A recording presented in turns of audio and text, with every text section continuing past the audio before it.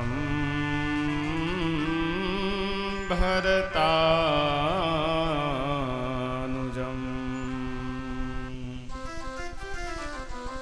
सुग्रीवं वायुसूनुं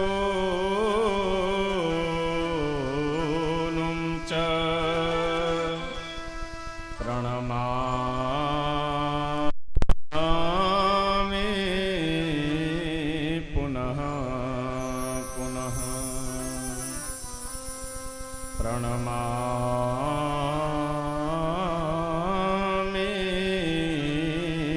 पुनः पुनः। आइए हम सभी भक्त दो बार भगवान नाम संकीर्तन करते हैं।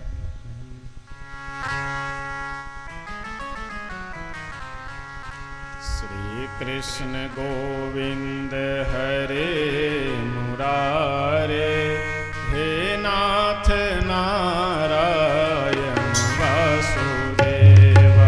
श्री कृष्ण गोविंद हरि मुरारी, हे नाथ नारायण वासुदेव। श्री कृष्ण गोविंद हरे मुरारे, हे नाथ नारायण वासुदेव। श्री कृष्ण गोविंद हरि मुरारी, हे नाथ नारायण वासुदेव। हे नाथ नारायण वासुदेव, हे नाथ नारायण वासुदेव। हे नाथ नारायण वासुदेव, हे नाथ नारायण वासुदेव।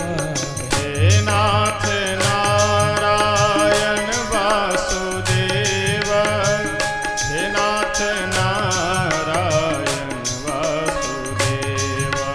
हे नाथ नारायण वासुदेव, हे नाथ नारायण वासुदेव। श्री कृष्ण गोविंद हरे मुरारे, हे नाथ नारायण वासुदेव। श्री कृष्ण गोविंद हरि मुरारे, हे नाथ नारायण वासुदेव। श्री कृष्ण गोविंद हरे मुरारे, हे नाथ नारायण वासुदेव। श्री कृष्ण गोविंद हरे मुरारे, हे नाथ नारायण वासुदेव। हे नाथ नारायण वासुदेव, हे नाथ नारायण वासुदेव। हे नाथ नारायण वासुदेव, हे नाथ नारायण वासुदेव। हे नाथ नारायण वासुदेव, हे नाथ नारायण वासुदेव। हे नाथ नारायण वासुदेव, हे नाथ नारायण वासुदेव। श्री कृष्ण गोविंद हरे मुरारे, हे नाथ नारायण वासुदेव। श्री कृष्ण गोविंद हरे मुरारी, हे नाथ नारायण वासुदेव। श्री कृष्ण गोविंद हरे मुरारे, हे नाथ नारायण वासुदेव। श्री कृष्ण गोविंद हरे मुरारे, हे नाथ नारायण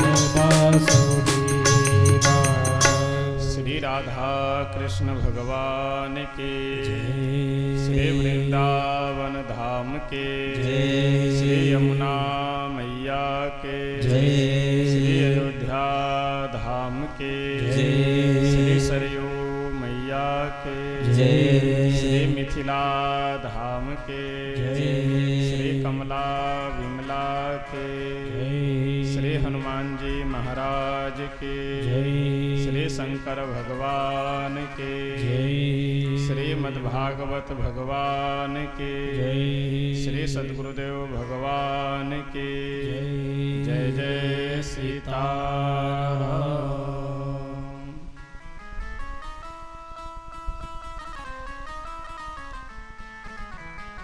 अखिल ब्रह्मांड नायक अकारण करुणा वरुणालय भक्त वांछा कल्पतरु श्री राधा कृष्ण भगवान भगवत कथा रस रसिक श्री हनुमतलाल जी महाराज, परम पूज्य श्री सद्गुरुदेव भगवान जी एवं इस श्रीमद् भागवत कथा सप्ताह ज्ञान यज्ञ के मुख्य यजमान मुख्य व्यवस्थापक हमारे आदरणीय श्री राजदेव मिश्र जी एवं उनके समस्त परिवार के सदस्यगण, समुपस्थित आप सभी सुधी श्रोतागण, भाई बंधुओं, माताएं बहनें, हम सब परम सौभाग्यशाली हैं। परम पावनी भूमि श्री मिथिला धाम में बैठ करके भगवान श्री नंद नंदन यशोदानंद वर्धन श्री कृष्ण चंद्र की मंगलमयी कथा श्रवण करने के लिए यहाँ पे उपस्थित हुए। आज द्वितीय दिवस की बेला में यहाँ हम सब उपस्थित हैं कथा श्रवण करने के लिए। श्री गोस्वामी तुलसी बाबा अपने रामचरितमानस के अलावे, श्री रामचरितमानस के अलावे 12 ग्रंथ और भी लिखे हैं, जिसे द्वादश ग्रंथावली कहते हैं।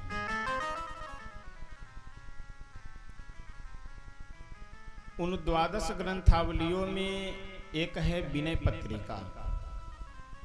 विनय पत्रिका में तुलसी बाबा एक बहुत सुंदर शब्द लिखते हुए कहते हैं कि जब द्रवय दीन दयालु राघव तो साधु संगत पाई, जेहि दरस परस समागमादिक पाप राशि नसाई।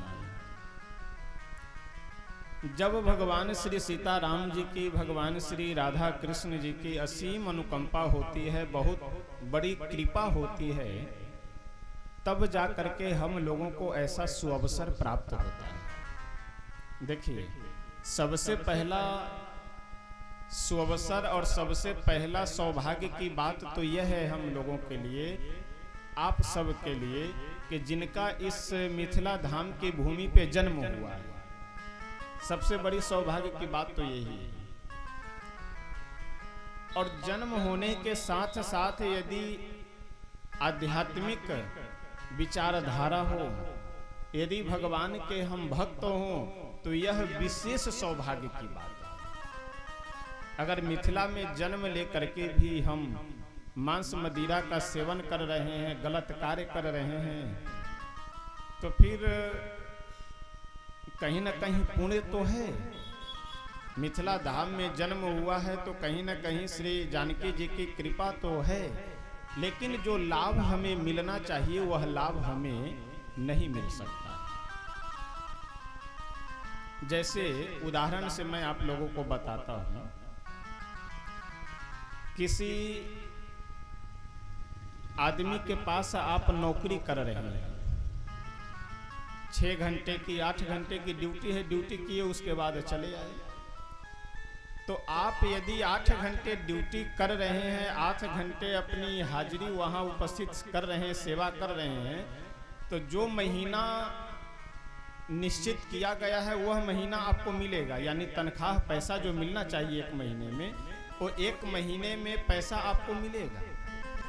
लेकिन यदि विशेष सेवा, विशेष प्रेम यदि अपने मालिक से आप रखते हैं, यदि आप जिनके अंदर में काम कर रहे हैं, जिनके यहाँ नौकरी कर रहे हैं, यदि उनकी आप विशेष सेवा करते हैं, उनसे विशेष प्रेम रखते हैं, और वह मालिक यदि आपके ऊपर अधिक प्रसन्न है, तो महीना के अलावे भी आपको पैसा मिल सकता है कि कोई बात नहीं, 10,000 का महीना है, लो 2,000 और रखो, परिवार में आवश्यकता होगी तो काम कर लेना। यानी मालिक यदि प्रसन्न हो तो हमारा जो अधिकार है उस अधिकार से कहीं ना कहीं अधिक हमें मिल सकता है। बस यही बात है। यदि तीर्थ में हमारा जन्म हुआ है, धाम में जन्म हुआ है, लेकिन यदि हमारा कर्म गलत है तो धाम का जो लाभ मिलना चाहिए वह लाभ मिलने में बहुत समय व्यतीत हो जाएगा, कई जन्म व्यतीत हो जाएगा।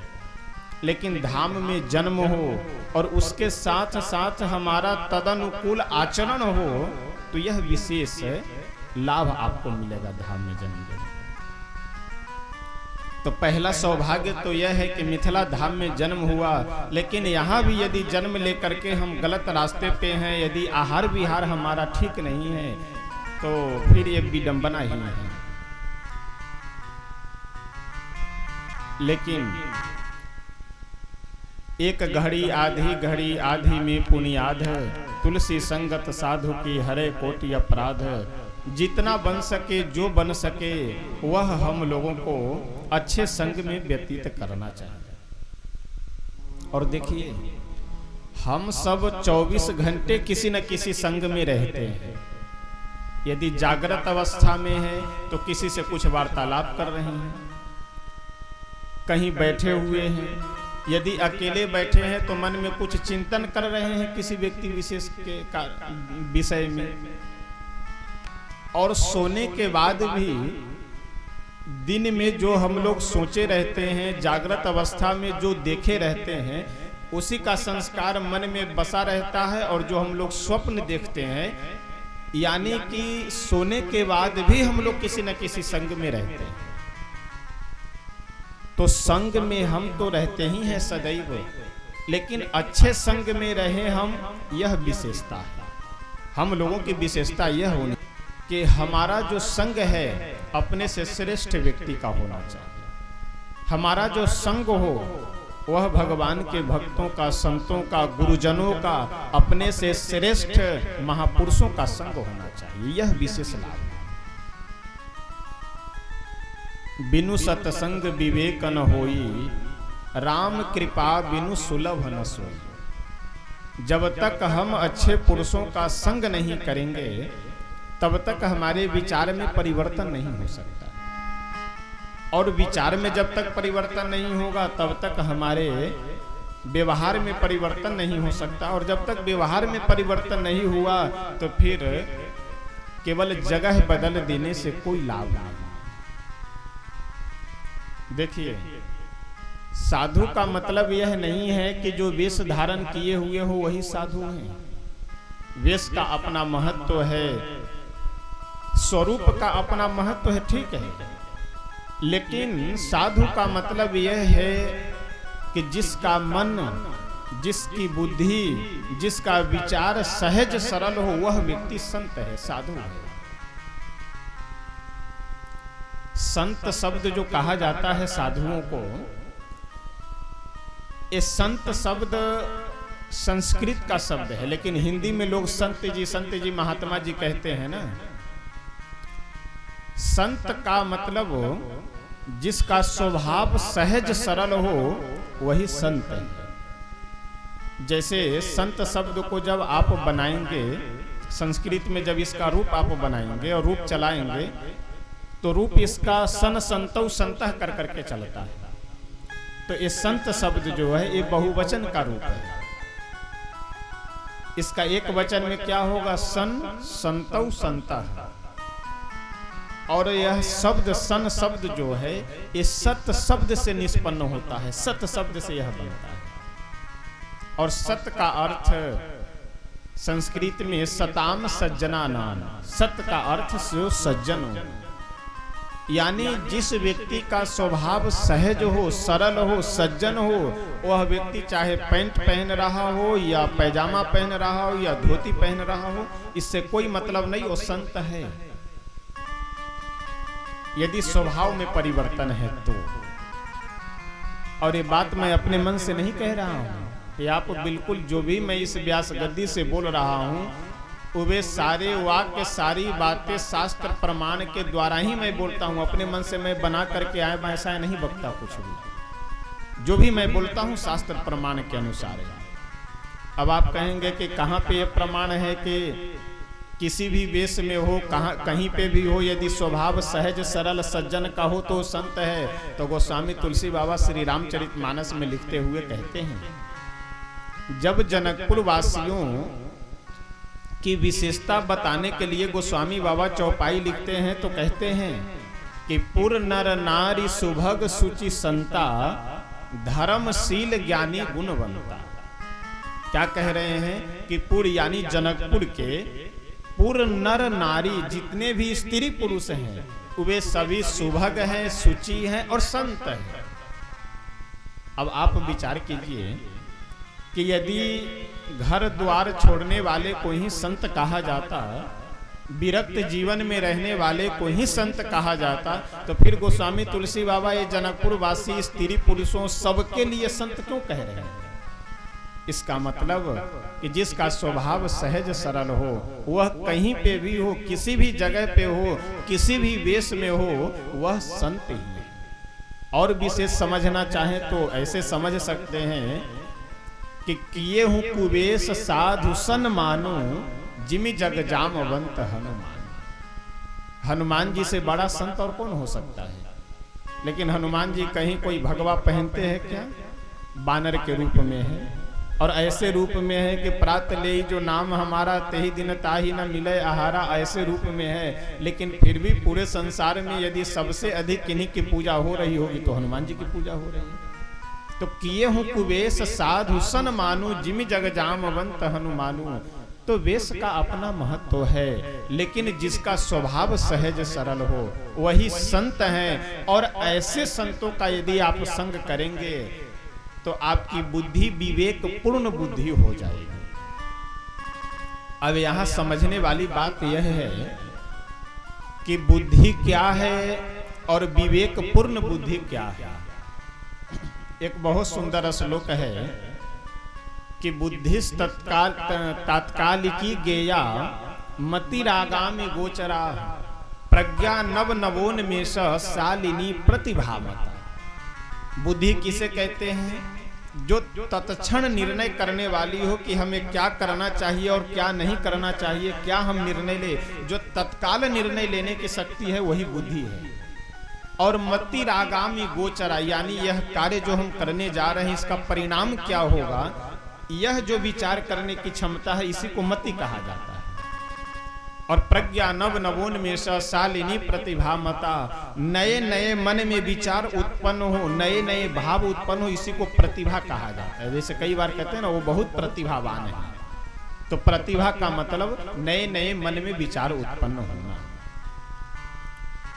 बुद्धि क्या सही है और क्या गलत है इसका निर्णय बुद्धि नहीं कर सकती। बुद्धि का केवल कार्य यह है कि सुना जाए और सुन करके कार्य में प्रवृत्त हो जाए। जैसे किसी ने कहा कि आप यहां से मधुबनी चले जाइए। अब बुद्धि का कार्य यह है कि बुद्धि कान के द्वारा सुन करके मन को प्रेरित कर दिया कि व्यक्ति कह रहा है मधुबनी जाने के लिए, अब चलो मधुबनी। बुद्धि का बस इतना ही कार्य है। लेकिन विवेक पूर्ण बुद्धि का कार्य यह है कि वहां जाने में हमें लाभ है या नुकसान है, जाना उचित है या नहीं है, यह जो विचार है यही विवेक पूर्ण बुद्धि का विचार है। जैसे क्रोध आया, क्रोध में सामने व्यक्ति जो आपका अपराधी है, जो जिसके कारण आपके मन में क्रोध उत्पन्न हुआ है, वह आपके सामने खड़ा है। अब बुद्धि तो यह कह रही है कि चलो इसे मारना पीटना आरंभ कर देते हैं। लेकिन यदि आप विवेकवान हैं, यदि आपकी बुद्धि विवेकपूर्ण बुद्धि है, तो आप अपने मन में यह विचार करेंगे कि हम यदि इसे मारते हैं तो इसका परिणाम क्या होगा, यदि हम इसे उलझते हैं तो इसका परिणाम क्या होगा। यह विचार जो है इसी को विवेक कहा जाता है। तो यह विवेक, जब तक आप अपने से श्रेष्ठ पुरुषों का संग नहीं करेंगे, जब तक आप सज्जनों का संग नहीं करेंगे, तब तक मन में यह विवेक नहीं उत्पन्न हो सकता है। और विवेक को और अच्छे से समझना आप चाहें तो ऐसे समझ सकते हैं कि अपने कर्तव्य को पहचानना ही विवेक है। यानी यदि हम पुत्र हैं तो पिता के साथ हमारा कर्तव्य क्या है, यदि हम भाई हैं तो अपने भाई के साथ हमारा कर्तव्य क्या है, यदि हम एक पति हैं तो अपने पति के प्रति हमारी जवाबदेही क्या है, कर्तव्य क्या है। अपने कर्तव्य को पहचानना ही विवेक है। और यह विवेक जब तक हम भगवान की कथा नहीं सुनते हैं, संतों का, सज्जनों का, गुरुजनों का, साधु पुरुषों का, महापुरुषों का जब तक संग नहीं करते हैं, तब तक यह विवेक हमारे मन में जागृत नहीं हो सकती। कल के कथा प्रसंग में हम सब श्रवण कर रहे थे कि श्री सूत जी महाराज सनकादिक ऋषियों को नैमिषारण्य में कथा श्रवण कराने जा रहे हैं और सर्वप्रथम श्रीमद् भागवत महापुराण का महात्म्य सुनाते हैं।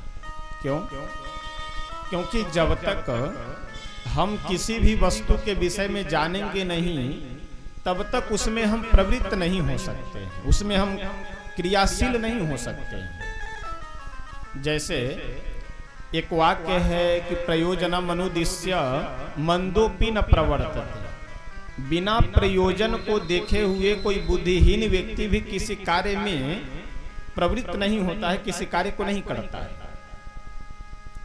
तो जिस श्रीमद् भागवत की कथा हम श्रवण करने जा रहे हैं, इसकी महिमा क्या है, इससे हमारे जीवन में क्या लाभ मिल सकता है, जीवन में परिवर्तन क्या हो सकता है, जब तक यह सब विषय हम नहीं जानेंगे, तब तक जो हमारी श्रद्धा होनी चाहिए वो श्रद्धा नहीं हो सकती।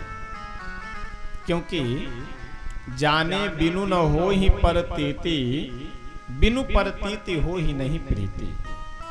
जब तक हम किन्हीं को जानेंगे नहीं, तब तक उनके प्रति मेरा विश्वास नहीं हो सकता, और जब तक विश्वास नहीं होगा तब तक उनसे प्रेम नहीं हो सकता है। अब यदि कहीं रेलवे स्टेशन पे आप बैठे हुए हों, अकेले हैं, कहीं आपको शौच आदि जाना हो बाहर, तो आसपास में तो बहुत सारे लोग बैठे रहते हैं, लेकिन क्या उन लोगों के भरोसे अपने सामान को छोड़ करके आप कहीं जा सकते हैं? किन्हीं से वार्तालाप हो रही हो आपके पास में बैठे हुए किसी यात्री से, और आप उससे कहिए कि भाई साहब क्या बतावे, अब हमें जाना था थोड़ा सा 5 मिनट के लिए, और वह आपसे कहे कि हाँ हाँ ठीक है आप जाइए, कोई बात नहीं, हम आपके सामानों को देखते रहेंगे, तो आप क्या कहेंगे कि वाह, जान न पहचान और मैं तेरा मेहमान, परिचय व्यवहार कुछ है ही नहीं है, जान पहचान है ही नहीं है, तो कैसे हम आपके भरोसे सामान छोड़ दें। यानी जब तक हम किन्हीं को जानेंगे नहीं, तब तक उनके प्रति हमारा विश्वास नहीं हो सकता, और जब तक अगले व्यक्ति के प्रति विश्वास न हो, तब तक उनसे प्रेम संभव ही नहीं है। तो जिस ग्रंथ को हम लोग सुनेंगे आज से 6 दिनों तक, उस ग्रंथ की महिमा क्या है, महत्व क्या है, जीवन में उसकी उपयोगिता क्या है, यह सारी बातों को पहले समझ लिया जाए तो अच्छा रहता है सुनने में। श्री सूत जी महाराज कहते हैं कि हे सनकादिक ऋषि, एक बार की बात है, नारद जी महाराज सत्संग की इच्छा से, भगवान की कथा श्रवण करने की इच्छा से पृथ्वी पे आए, और चारों तरफ तीर्थों में घूम घूम करके उनको सारी बातें विपरीत दिखाई पड़ी। जिन तीर्थों में, जिन महात्माओं के आश्रम में आध्यात्मिक वातावरण होना चाहिए, वहां आध्यात्मिक वातावरण न हो करके विपरीत वातावरण दिखाई दे रहा है।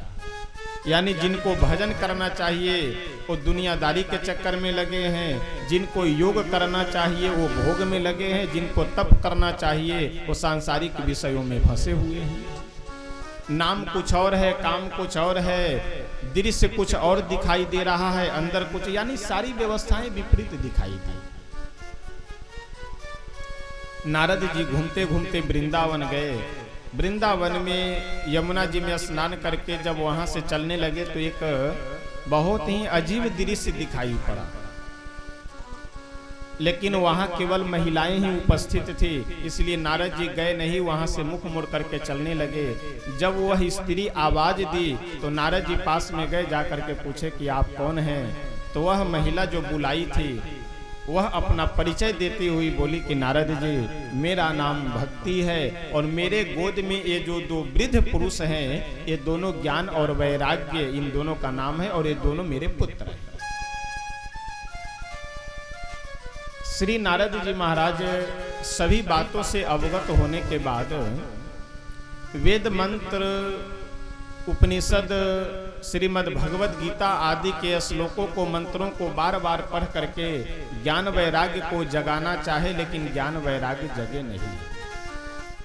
अब यहाँ एक विचारणीय विषय यह है कि आखिर ज्ञान वैराग्य वेद मंत्रों के श्रवण से, 108 उपनिषद के मंत्रों के श्रवण से आखिर जग क्यों नहीं रहे हैं। मानो भाव यह है भागवतकार का कि इस कलयुग में भगवान की भक्ति के कारण ही, भगवान के नाम संकीर्तन, भगवान के कथा के कारण ही ज्ञान वैराग्य और भक्ति की प्राप्ति हो सकती है, भक्ति हृदय में जागृत हो सकती है। बाकी अन्य साधनों से हृदय में ज्ञान वैराग्य और भक्ति जागृत हो जाए ये कोई जरूरी नहीं है। यानी अगर हम भगवान को प्राप्त करना चाहते हैं तो इसके लिए सर्वसुलभ उपाय यही है कि हम भगवान की कथा सुने और भगवान का नाम जप करें। यदि अन्य साधनों में हम लग रहे हैं तो समझिए कि अपने समय को मिथ्या बर्बाद कर रहे हैं, निरर्थक कर्म नहीं कर रहे हैं। यदि कोई भी कर्म कांड, कोई भी साधना, कोई भी योग जप तप यदि आप कर रहे हैं तो गलत नहीं है, लेकिन वह समय का सदुपयोग नहीं है। कल हमने एक श्लोक सुनाया था आप लोगों को कि भक्त्या तुष्यति केवलम न च गुणैः भक्ति प्रियो माधव। भगवान जितनी अधिक जल्दी, जितनी शीघ्रता पूर्वक भक्ति के कारण प्रभु कृपा करते हैं, उतना अधिक कृपा अन्य साधनों से नहीं करते। भक्त्या तुष्यति केवलम न च गुणैः, क्योंकि भगवान को भक्ति प्रिय है। और भक्ति हमें मिल कैसे सकती है? उनकी कथा सुनने से और उनका नाम जप करने से। अब देखिए, कई बार मन में यह प्रश्न उठता रहता है कि भगवान की भक्ति करे, भगवान की भक्ति, ये भक्ति है क्या? यानी भक्ति क्या है? तीर्थों में जाना भक्ति है कि नाम जप करना भक्ति है कि पूजा करना भक्ति है? भक्ति है क्या? किसे हम भक्ति समझेंगे? तो इस प्रश्न का उत्तर गोस्वामी तुलसी बाबा बहुत सुंदर और सरल शब्दों में समझाते हैं। एक दोहा है वंदना प्रकरण का कि वर्षा ऋतु रघुपति भक्ति, तुलसी साली सुदास, राम नाम वर वरण जुग सावन भादव मास। गोस्वामी बाबा कहते हैं कि वर्षा ऋतु रघुपति भक्ति, भगवान की भक्ति क्या है? ये वर्षा ऋतु है। और राम में जो दो अक्षर है रा और म, एक क्या है? ये सावन और भादो के प्रतीक हैं। अब आपसे यदि यह कोई पूछे कि वर्षा ऋतु में सावन भादो का महीना रहता है अथवा सावन भादो के महीने में वर्षा ऋतु आती है, जैसे आप सब जानते हैं कि 12 महीनों में 6 ऋतुएं होती हैं और 2-2 महीने के अंतराल पे ऋतुओं का परिवर्तन होता है। तो सावन भादो का जो महीना है, श्रावण और भाद्रपद, ये दोनों महीनों में वर्षा ऋतु रहते हैं। यानी जो वर्षा ऋतु है वही श्रावण भादो का महीना है, और जो श्रावण भादो का महीना है वही वर्षा ऋतु है। यानी जब वर्षा ऋतु आएगी तो श्रावण भादो के महीने आएंगे, और जब श्रावण भाद्रपद के महीने आएंगे उसी समय वर्षा ऋतु आएगी। ये दोनों अलग अलग नहीं, एक ही है। यानी भगवान का नाम जप करना, भगवान का नाम संकीर्तन करना, यही भगवान की भक्ति करना। पूजा करना, तीर्थों में जाना, सत्संग करना, कथा सुनना, ये सब सहायक है। बाकी मुख्यता यदि है, किसी की विशेषता यदि किसी की है, तो भगवान का नाम जप करना। जब तक हम उनके नाम का संकीर्तन नहीं करते हैं, भजन नहीं करते हैं, तब तक कल्याण होना नहीं। नारद जी जब सारे उद्योग करके देख लिए, जब ज्ञान वैराग्य नहीं जगे, तो आकाशवाणी हुई कि हे नारद जी आप सत्कर्म कीजिए। अब नारद जी और परेशान कि ये सत्कर्म है क्या। अभी तक जो मैं वेद मंत्रों का पाठ कर रहा था, क्या यह सत्कर्म नहीं है? अभी तक क्या हमने जो उपनिषद के मंत्रों का पाठ कर रहा था, ये सत्संग नहीं है, सत्कर्म नहीं है? और यदि यह सत्कर्म नहीं है तो सत्कर्म है क्या? कौन बताएंगे कि सत्कर्म क्या है? अब सत्कर्म क्या है यह खोजने के लिए श्री नारद जी वहां से चल पड़े। कहां से? वृंदावन से। जिन जिन महात्माओं के आश्रम में गए, कोई मौनी बन गए, कोई हाथ जोड़ करके अपने आप को सरेंडर कर दिए कि हम आपके प्रश्नों का उत्तर नहीं दे सकते हैं। अब आप स्वयं विचार कीजिए कि जब क्षेत्र के जाने माने डॉक्टर किसी बीमारी का इलाज कर देने से वह मना कर दे, और पूरा प्रयास कर करके देख ले फिर भी रोगी ठीक न हो, और वह क्षेत्र का प्रसिद्ध जाना माना डॉक्टर यदि गांव के किसी छोटे मोटे डॉक्टर से आकर के यदि उस बीमारी का उपचार पूछे, तो गांव का जो सामान्य साधारण डॉक्टर है वो हाथ जोड़ लेगा कि नहीं, कि जब आप नहीं इलाज कर पा रहे हैं तो हम क्या इलाज कर पाएंगे इस रोगी का। नारद जी बहुत ही चिंतित होकर के घूमते फिरते बद्रिकाश्रम में पहुंचे। वहीं पे इनके सनक, सनंदन, सनातन और सनत कुमार, ये चारों बड़े भाई इनके मिल गए। जब नारद जी को सनकादिक ऋषि देखे तो नारद जी का मुख लटका हुआ है, चेहरा चिंतित दिखाई दे रहा है, मुखमंडल पे उदासीपना छाया हुआ है। यह देख करके सनकादिक ऋषि बोले कि ऐसा है नारद जी, आपका जो मुखमंडल है लग रहा है कि आप बहुत चिंतित हैं। यह उचित नहीं है, क्योंकि संसारिक व्यक्ति चिंतित होते हैं, परेशान होते हैं, तो वह संतों के पास जाते हैं अपनी चिंता दूर करने के लिए। और जब आप जैसे संत ही चिंतित हो जाएंगे तब तो फिर संसारिक लोगों का कल्याण हो गया। इसलिए नोचितम बद कारणम, आपके चिंता का कारण क्या है वह हमें बताइए, क्योंकि महात्माओं को, संतों को चिंतित होना यह उचित नहीं है। नारद जी पूरा प्रसंग सुना करके बोले कि हे मेरे बड़े भाई, सत्कर्म क्या है मैं यही खोजने के लिए भटक रहा हूँ, घूम रहा हूँ। तो यदि आप बता सकते हैं तो कृपा करके हमें यह बताइए कि सत्कर्म है क्या। सनकादिक ऋषि मुस्कुराते हुए बोले कि नारद जी, बस इतनी सी बात के लिए आप इतने परेशान हैं?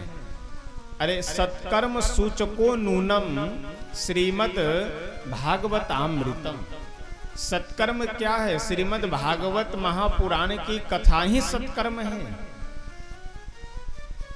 नारद जी बोले कि हे मेरे अग्रज, यह श्रीमद् भागवत जिन्हें आप कह रहे हैं कि यही सत्कर्म है, और श्रीमद् भागवत की कथा श्रवण कराने से ही ज्ञान वैराग्य जग जाएंगे, तो इस ग्रंथ के विषय में भी तो बताइए। सनकादिक ऋषि बोले कि अभी बस इतना आप समझ लीजिए कि यह श्रीमद् भागवत महापुराण वेद रूपी वृक्ष का बढ़िया सुंदर एक फल है। अब नारद जी और परेशान की बात, अभी तो मैं वेद मंत्र सुना करके आ रहा हूँ, चारों वेदों के मंत्रों का पारायण कर करके अभी आ रहा हूँ, और हमारे बड़े भाई कह रहे हैं कि वेद रूपी वृक्ष का यह फल है, तो जो कार्य वृक्ष से नहीं हो पाया वो कार्य फल से कैसे संभव है? नारद जी जब यह प्रश्न अपने अग्रजों से, अपने बड़े भाइयों से किए, तो सनकादिक ऋषि बहुत सुंदर उत्तर देते हुए बोले कि नारद जी, ये कोई आवश्यक नहीं है कि जो कार्य वृक्ष से न हो पाए वह कार्य फल से भी न हो।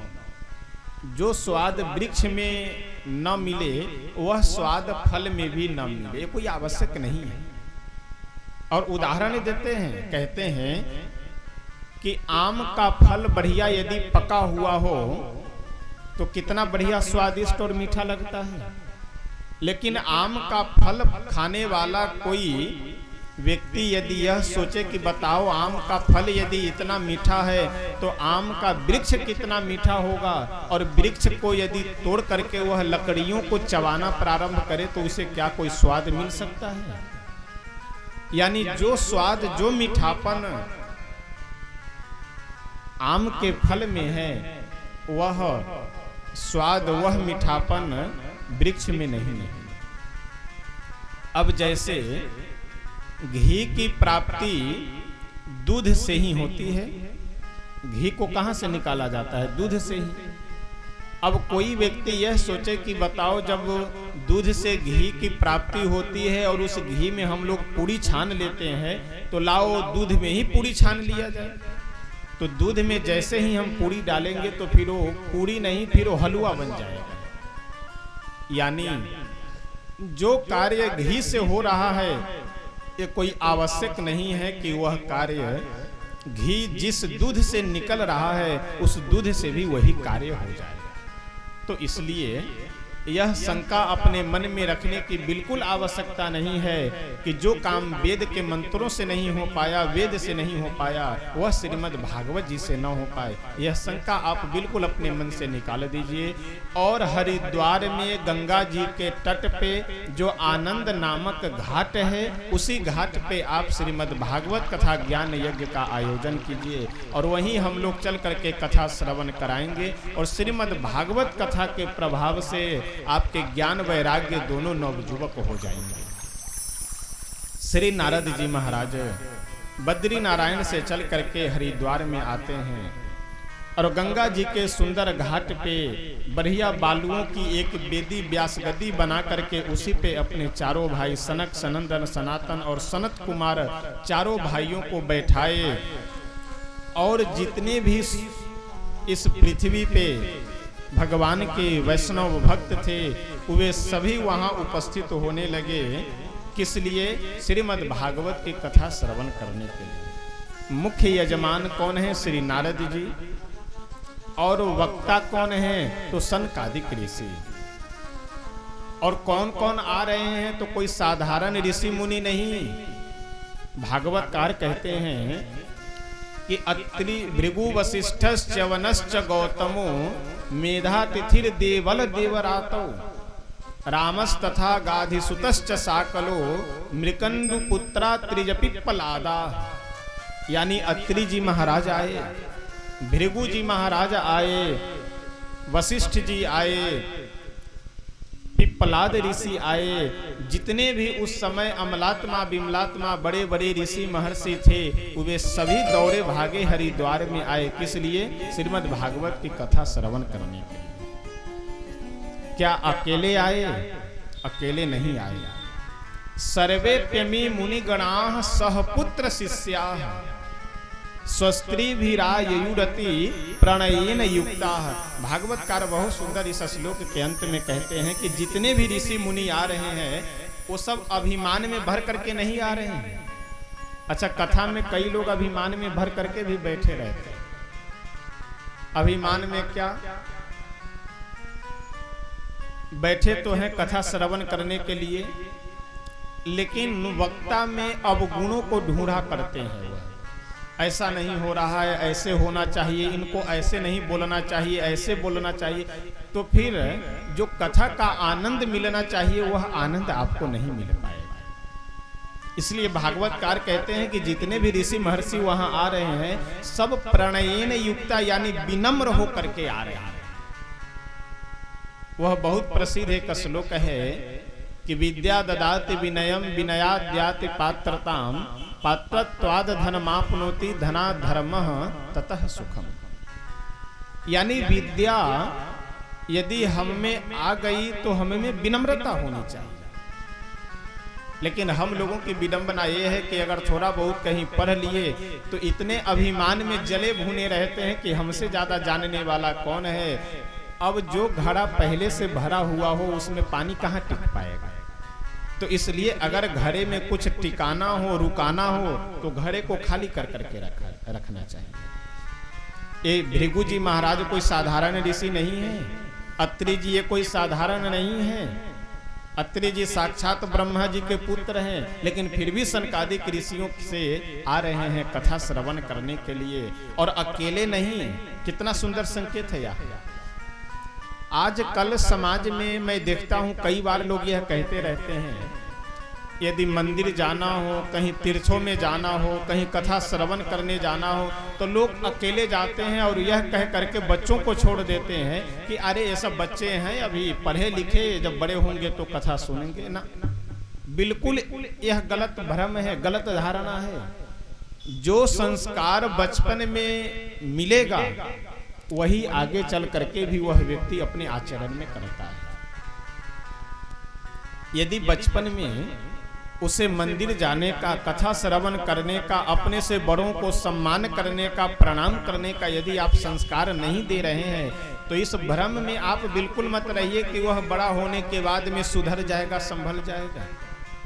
कई बार मैं देखता हूं छोटा सा बालक यदि प्रणाम न कर रहा हो तो लोग कहते हैं अच्छा छोड़ो अभी बच्चा है, जब बड़ा होगा तो समझदार हो जाए। अरे बड़ा होगा तो समझदार नहीं और वो नासमझ हो जाएगा। कई बार तो मैं देखता हूं कि 2-2, 3-3 बार, 4-4 बार माता पिता बोलते हैं कि अरे महाराज जी आए हैं प्रणाम करो प्रणाम करो, तब व्यक्ति एक बार आकर के प्रणाम करता है। संस्कार ये नहीं है। संस्कार यह होना चाहिए कि जैसे अपने से बड़ों को दरवाजे पे देखे वैसे बिना कहे हुए प्रणाम करे। और यह भाव जागृत कैसे होगा? इसीलिए हमारे यहाँ कहा गया है कि सर्वप्रथम गुरु माँ होती है, दूसरे नंबर पे गुरु पिता होते हैं, और आचार्य जो शिक्षा देने वाले हैं वो तो तीसरे नंबर पे है। क्योंकि संस्कार जो है यह परिवार में ही मिल सकता है। प्रणाम किया जाए, किससे कैसा व्यवहार होना चाहिए, किससे कैसे बोला जाए, मंदिर में जाया जाए, कथा श्रवण किया जाए, यह सब कहीं स्कूल कॉलेज में और आज के समय में तो बिल्कुल ही नहीं मिल सकती है। इसलिए परिवार में अच्छा कई बार आप सुनेंगे लोग यह कहते हुए अब क्या बताया जाए, आजकल की तो शिक्षा पद्धति स्कूलों में संस्कार दिया ही नहीं जा रहा है। स्कूलों में संस्कार नहीं दिया जा रहा है, लेकिन घर में तो हम सब संस्कार दे सकते हैं ना। लेकिन घर में तो विडंबना ये है कि अधिक लोगों को मैं देखता हूं कि इधर उधर गप सलाका लगाने से फुर्सत नहीं है। उससे समय मिल गया तो कहीं बैठ करके ताश खेलने लगे, उससे भी समय मिल गया तो कहीं इधर उधर घूमने फिरने चले गए। घर परिवार से कोई मतलब ही नहीं रहता है। हमारे यहाँ पे यह नियम है संस्कार देने का, और कैसे संस्कार दिया जाता है वह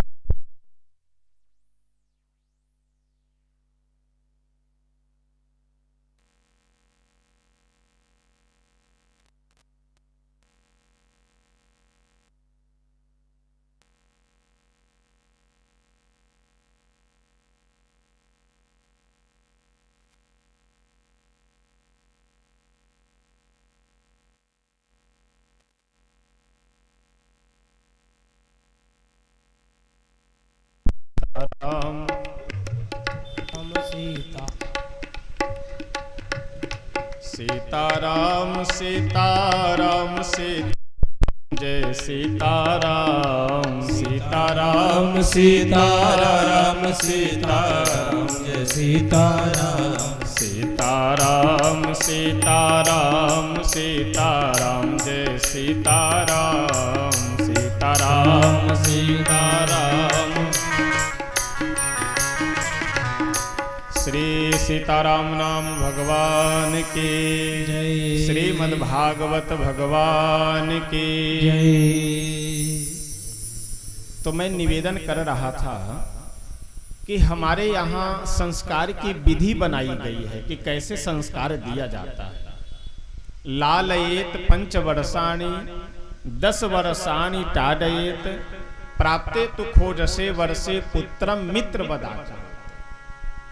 यानी बेटा हो या बेटी 5 वर्षों तक उसे दुलार प्यार देना चाहिए और 5 से 15 वर्ष की अवस्था तक उसे अनुशासन में रखना चाहिए। लेकिन आज लोग करते क्या है, उल्टा कर देते हैं।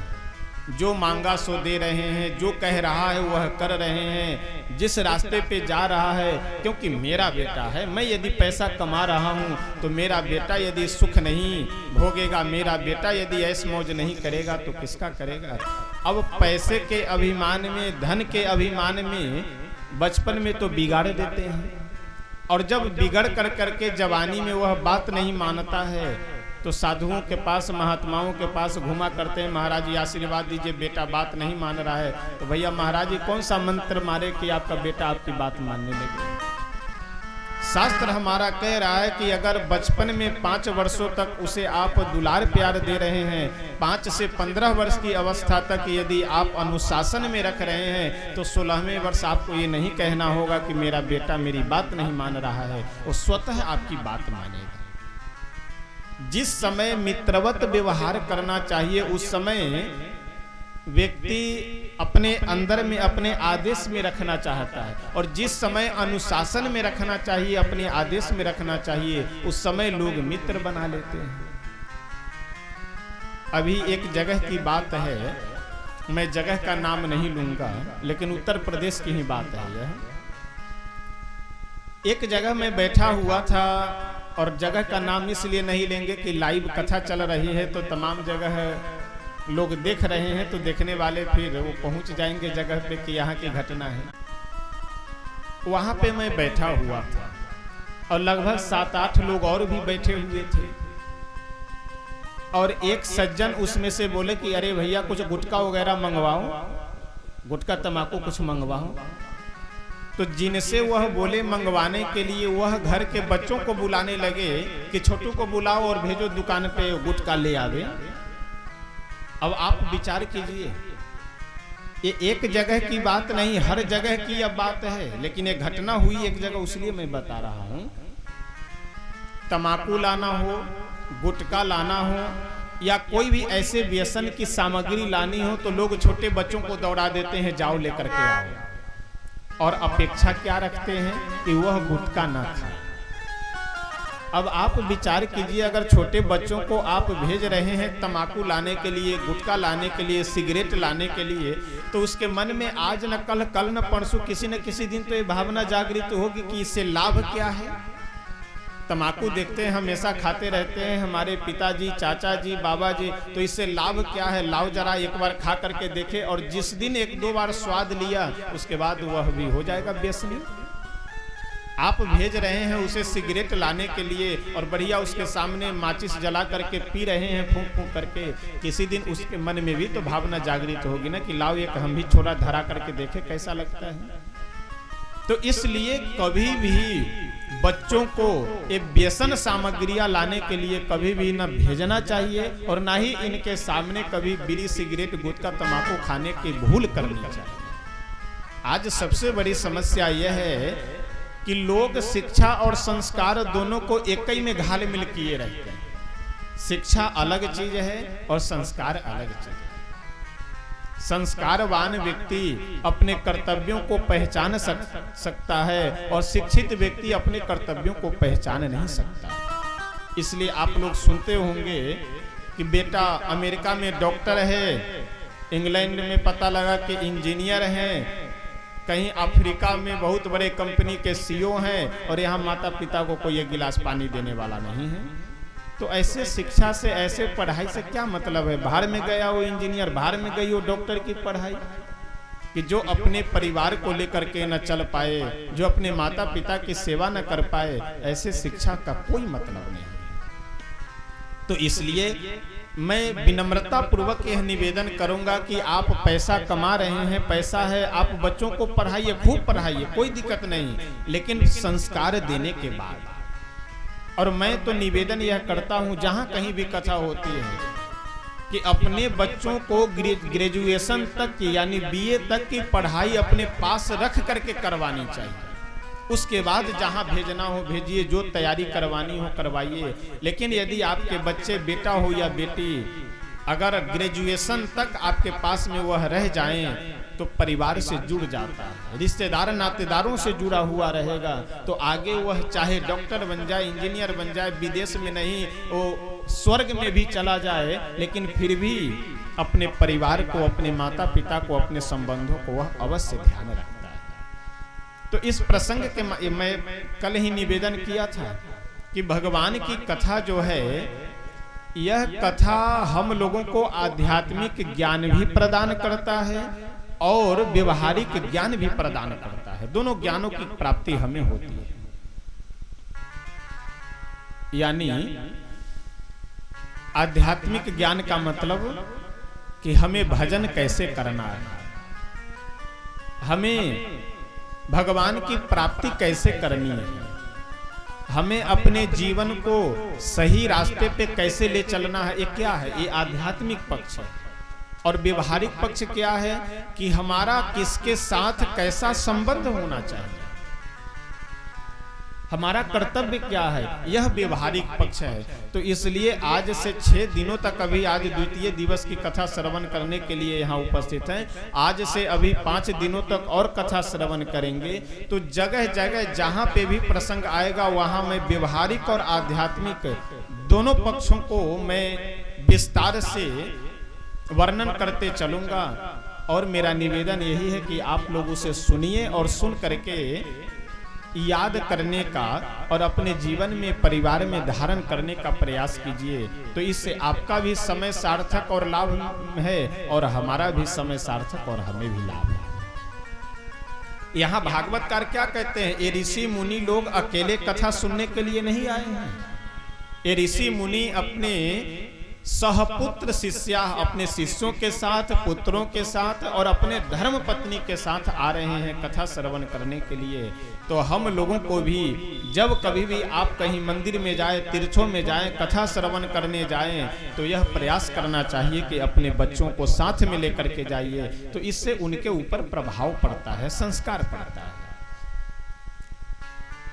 हरिद्वार के गंगा जी के आनंद नामक तट पे समस्त ऋषि मुनियों का, भक्तों का, जितने भी भगवान के अनन्य सेवक हैं, भक्त हैं, कथा प्रेमी हैं, वे सभी उपस्थित हो गए और चारों तरफ बढ़िया आनंद का माहौल है। सभी संकीर्तन आरंभ कर दिए और जब संकीर्तन आरंभ किए तो उसी समय प्रहलाद जी भी प्रकट हो गए, उसी समय भगवान भोले शंकर भी प्रकट हो गए, श्री सुखदेव भगवान भी वहां आकर के बढ़िया मंद मंद मुस्कुराते हुए ताली बजा बजा करके प्रभु का संकीर्तन हो रहा है और उसी संकीर्तन में नृत्य करने लगे।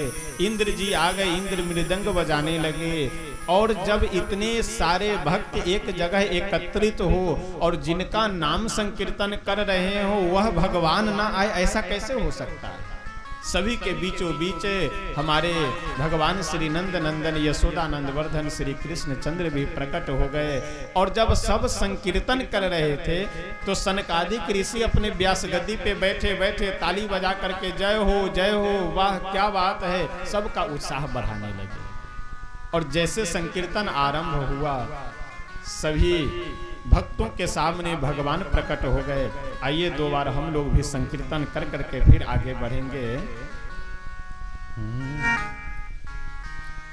श्री कृष्ण गोविंद हरे मुरारे, हे नाथ नारायण वासुदेव। श्री कृष्ण गोविंद हरे मुरारे, हे नाथ नारायण वासुदेव। श्री कृष्ण गोविंद हरे मुरारे, हे नाथ नारायण वासुदेव। श्री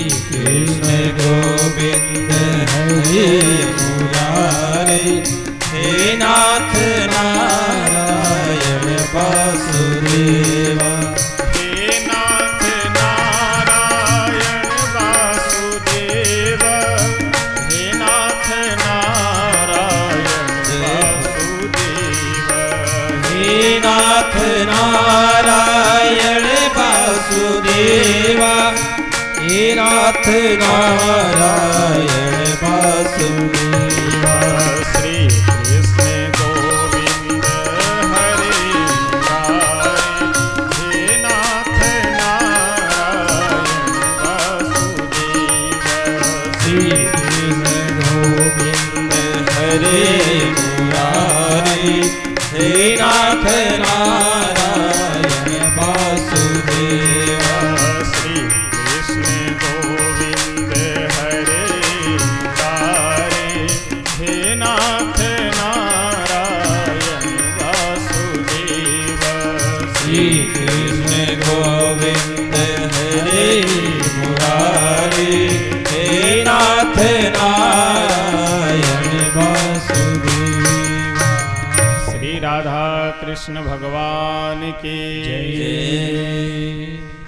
सभी जैसे संकीर्तन करके अपने अपने यथा स्थान बैठे और कथा आरंभ होने ही वाली थी कि इसी बीच श्री भक्ति महारानी अपने दोनों पुत्र ज्ञान वैराग्य का हाथ पकड़ी हुई सभी श्रोताओं के सामने प्रकट हो गई और सनकादिक ऋषियों से बोली कि हे ऋषिवर, आपने तो श्रोताओं को बैठने के लिए व्यवस्था तो कर दी है, यानी महिलाएं इधर बैठेंगे, पुरुष इधर बैठेंगे, महात्मा इधर बैठेंगे, जो भी विप्रजन ब्राह्मण जन आ रहे हैं वो सब इधर, यानी सबके लिए अलग अलग दीर्घा बनाई गई है। लेकिन मैं कहाँ बैठूं? भक्ति महारानी जब यह प्रश्न की, सनकादिक ऋषि बोले कि हे भक्ति महारानी, आपके लिए यहाँ कोई स्थान है ही नहीं। आप तो यहाँ जितने भी श्रोता बैठे हुए हैं उनके हृदय में अपने दोनों पुत्रों के साथ जाकर के आप विराजमान हो जाइए।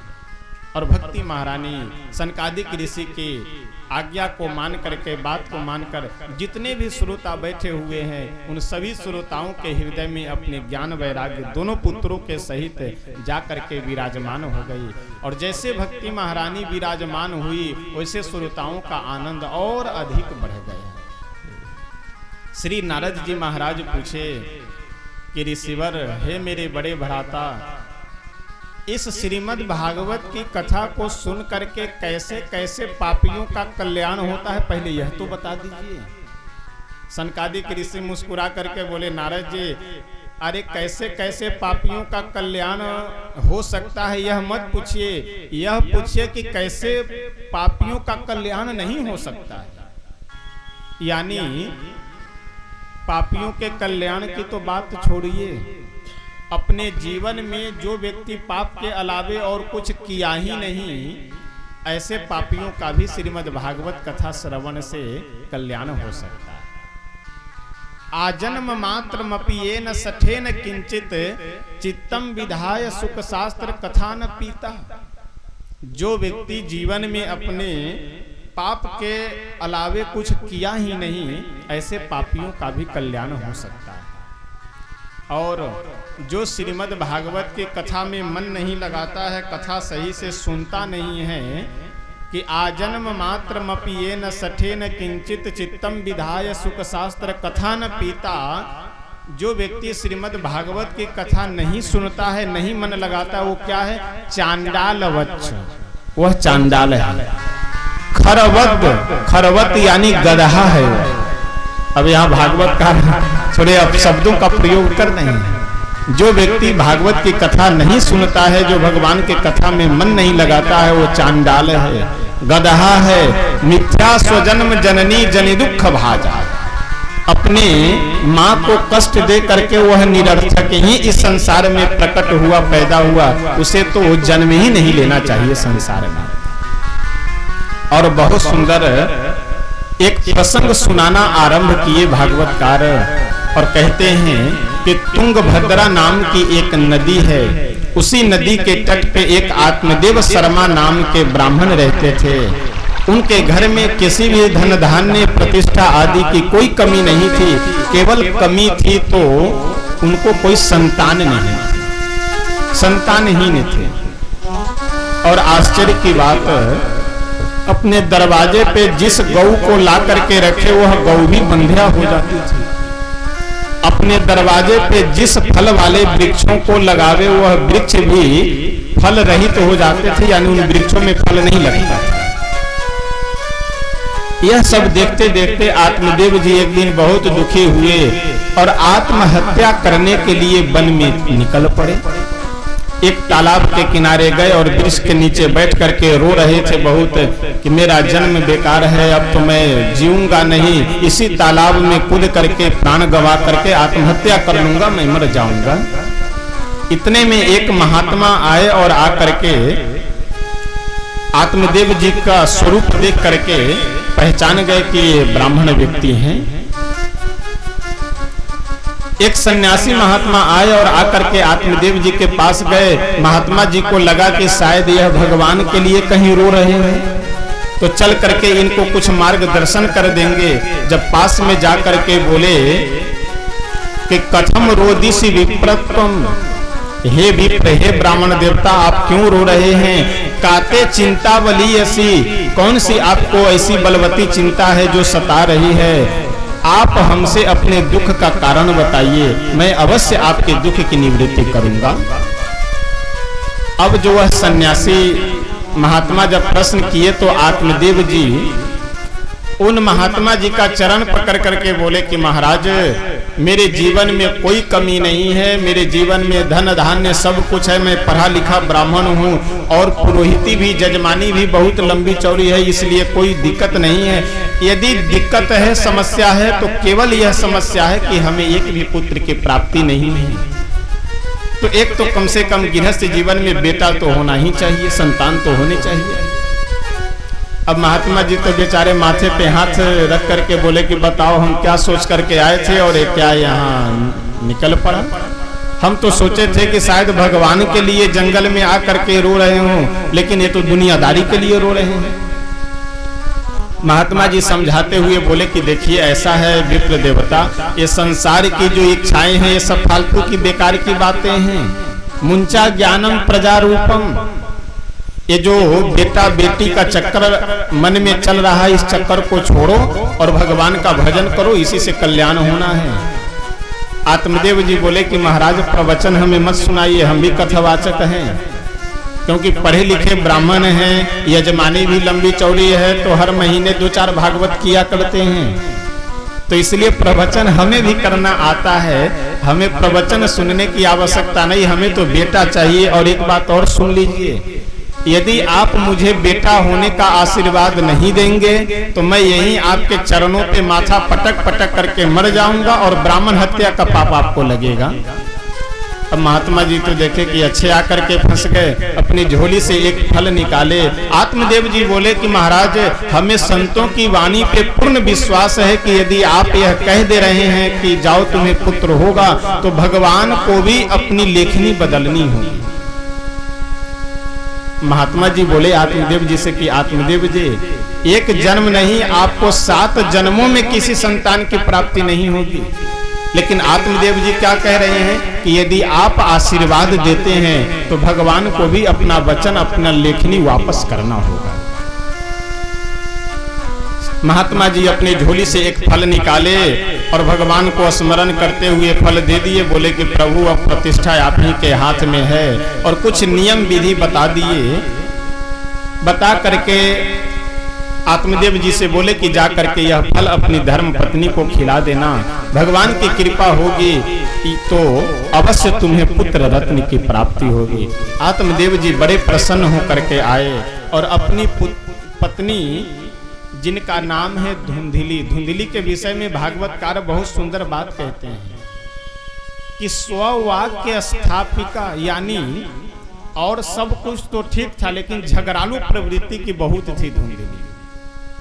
धुंधली किसी से विवाद करना या हर जगह अपनी बातों को जबरदस्ती रखना, यह धुंधली की प्रवृत्ति थी। कुछ लोगों का स्वभाव भी बन जाता है। एक गांव में एक माता जी थी, वो जब तक किसी से 1-2 बार भीड़ न ले, 1-2 बार उसका वाद विवाद न हो जाए, तब तक उसको शांति नहीं मिलती थी। अच्छा, ऐसे जो झगड़ालू प्रवृत्ति की होती है या झगड़ालू प्रवृत्ति का पुरुष होता है, उससे आस पड़ोस के लोग भी सावधान हो जाते हैं। यदि कुछ बोल भी रहा हो तो लोग ध्यान नहीं देते हैं। अब एक दिन की बात, उस महिला का किसी से विवाद ही नहीं हुआ, किसी से झगड़ा ही नहीं हुआ। अब वो शाम तक परेशान कि आज तो मेरा दिन बेकार चला गया, किसी से झगड़ा हुआ नहीं। अपनी बेटी को बोली कि ऐसा है, मैं जा रही हूँ कुएं पे जल भरने के लिए, तुम वहाँ आ करके केवल हमसे यह पूछना कि माता जी आधे किलो आलू की सब्जी बनानी है, उसमें कितना नमक डालें, केवल बस यही पूछ लेना। अच्छा, बेटी समझ नहीं पाई, वो बोली कि कुछ कारण होगा, कुछ बात होगी। अब जब वह महिला गई कुएं पे जल भरने के लिए, तो इसकी बेटी गई और जा करके वहाँ पे पूछी कि अरे माता जी आधे किलो आलू की सब्जी बनानी है, तो उसमें नमक कितना डालना है। वह माता जी बोली नमक कितना डालना, अरे 1 किलो नमक डाल दो, आधे किलो आलू उसमें 1 किलो नमक डाल दो। अब आसपास में महिलाएं खड़ी थी, वो बोली अरे पागल हो गई हो, आधे किलो आलू में 1 किलो नमक पड़ेगा। अब मिल गया मौका। बोली कि नमक हमारा, आलू हमारा, खाना है हमें, तो हम चाहे 1 किलो नमक डाले चाहे 10, तुम्हें क्या मतलब है। यहाँ आप सबकी बात नहीं है, ये बाहर की बात है। आप सबकी बात बाहर जा करके कहेंगे। आप सब तो बहुत अच्छे हैं, मिथिला के विषय में क्या कहना। मिथिला हमारी क्या औकात, बड़े बड़े विद्वान यहाँ कुछ अंगुली नहीं उठा सकते मिथिला के लोगों पे, नर नारियों पे।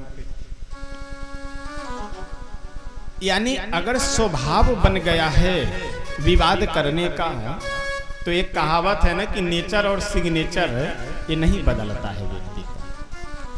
तो धुंधली में और सब बातें तो ठीक थी, लेकिन स्ववाक्य स्थापिका यानी हर जगह जबरदस्ती अपनी बातों को रखना, विवाद करना, इनका स्वभाव था। बाकी और सब कुछ ठीक ठाक था। आत्मदेव जी आए और अपनी धर्म पत्नी धुंधली को बुला करके वह फल दे दिए और बोले कि ये संत का प्रसाद है, इसे खा लो। और जो जो विधि महात्मा जी बताए थे वह सब बता करके आत्मदेव जी चले गए। अब धुंधली अपने हाथ में फल को लिए सोचने लगे कि बताओ, यदि मेरे गर्भ में कहीं बालक पलने लगा तो हो न हो कहीं यदि घर में आग लग जाए तो सब लोग तो भाग जाएंगे और बाद में मरना हमें पड़ेगा। सही से यदि मान लीजिए आग न भी लगे, तो जब हमारे गर्भ में बालक, मेरा बेटा जब पलने लगेगा, तो घर का काम हमसे ठीक से नहीं हो पाएगा। तो हमारे पतिदेव घर का काम करने के लिए अपनी बहन को बुला लेंगे और मेरी ननद आएगी, 2 महीने काम करेगी और कम से कम 12 महीने का वह तनख्वाह लेकर के जाएगी।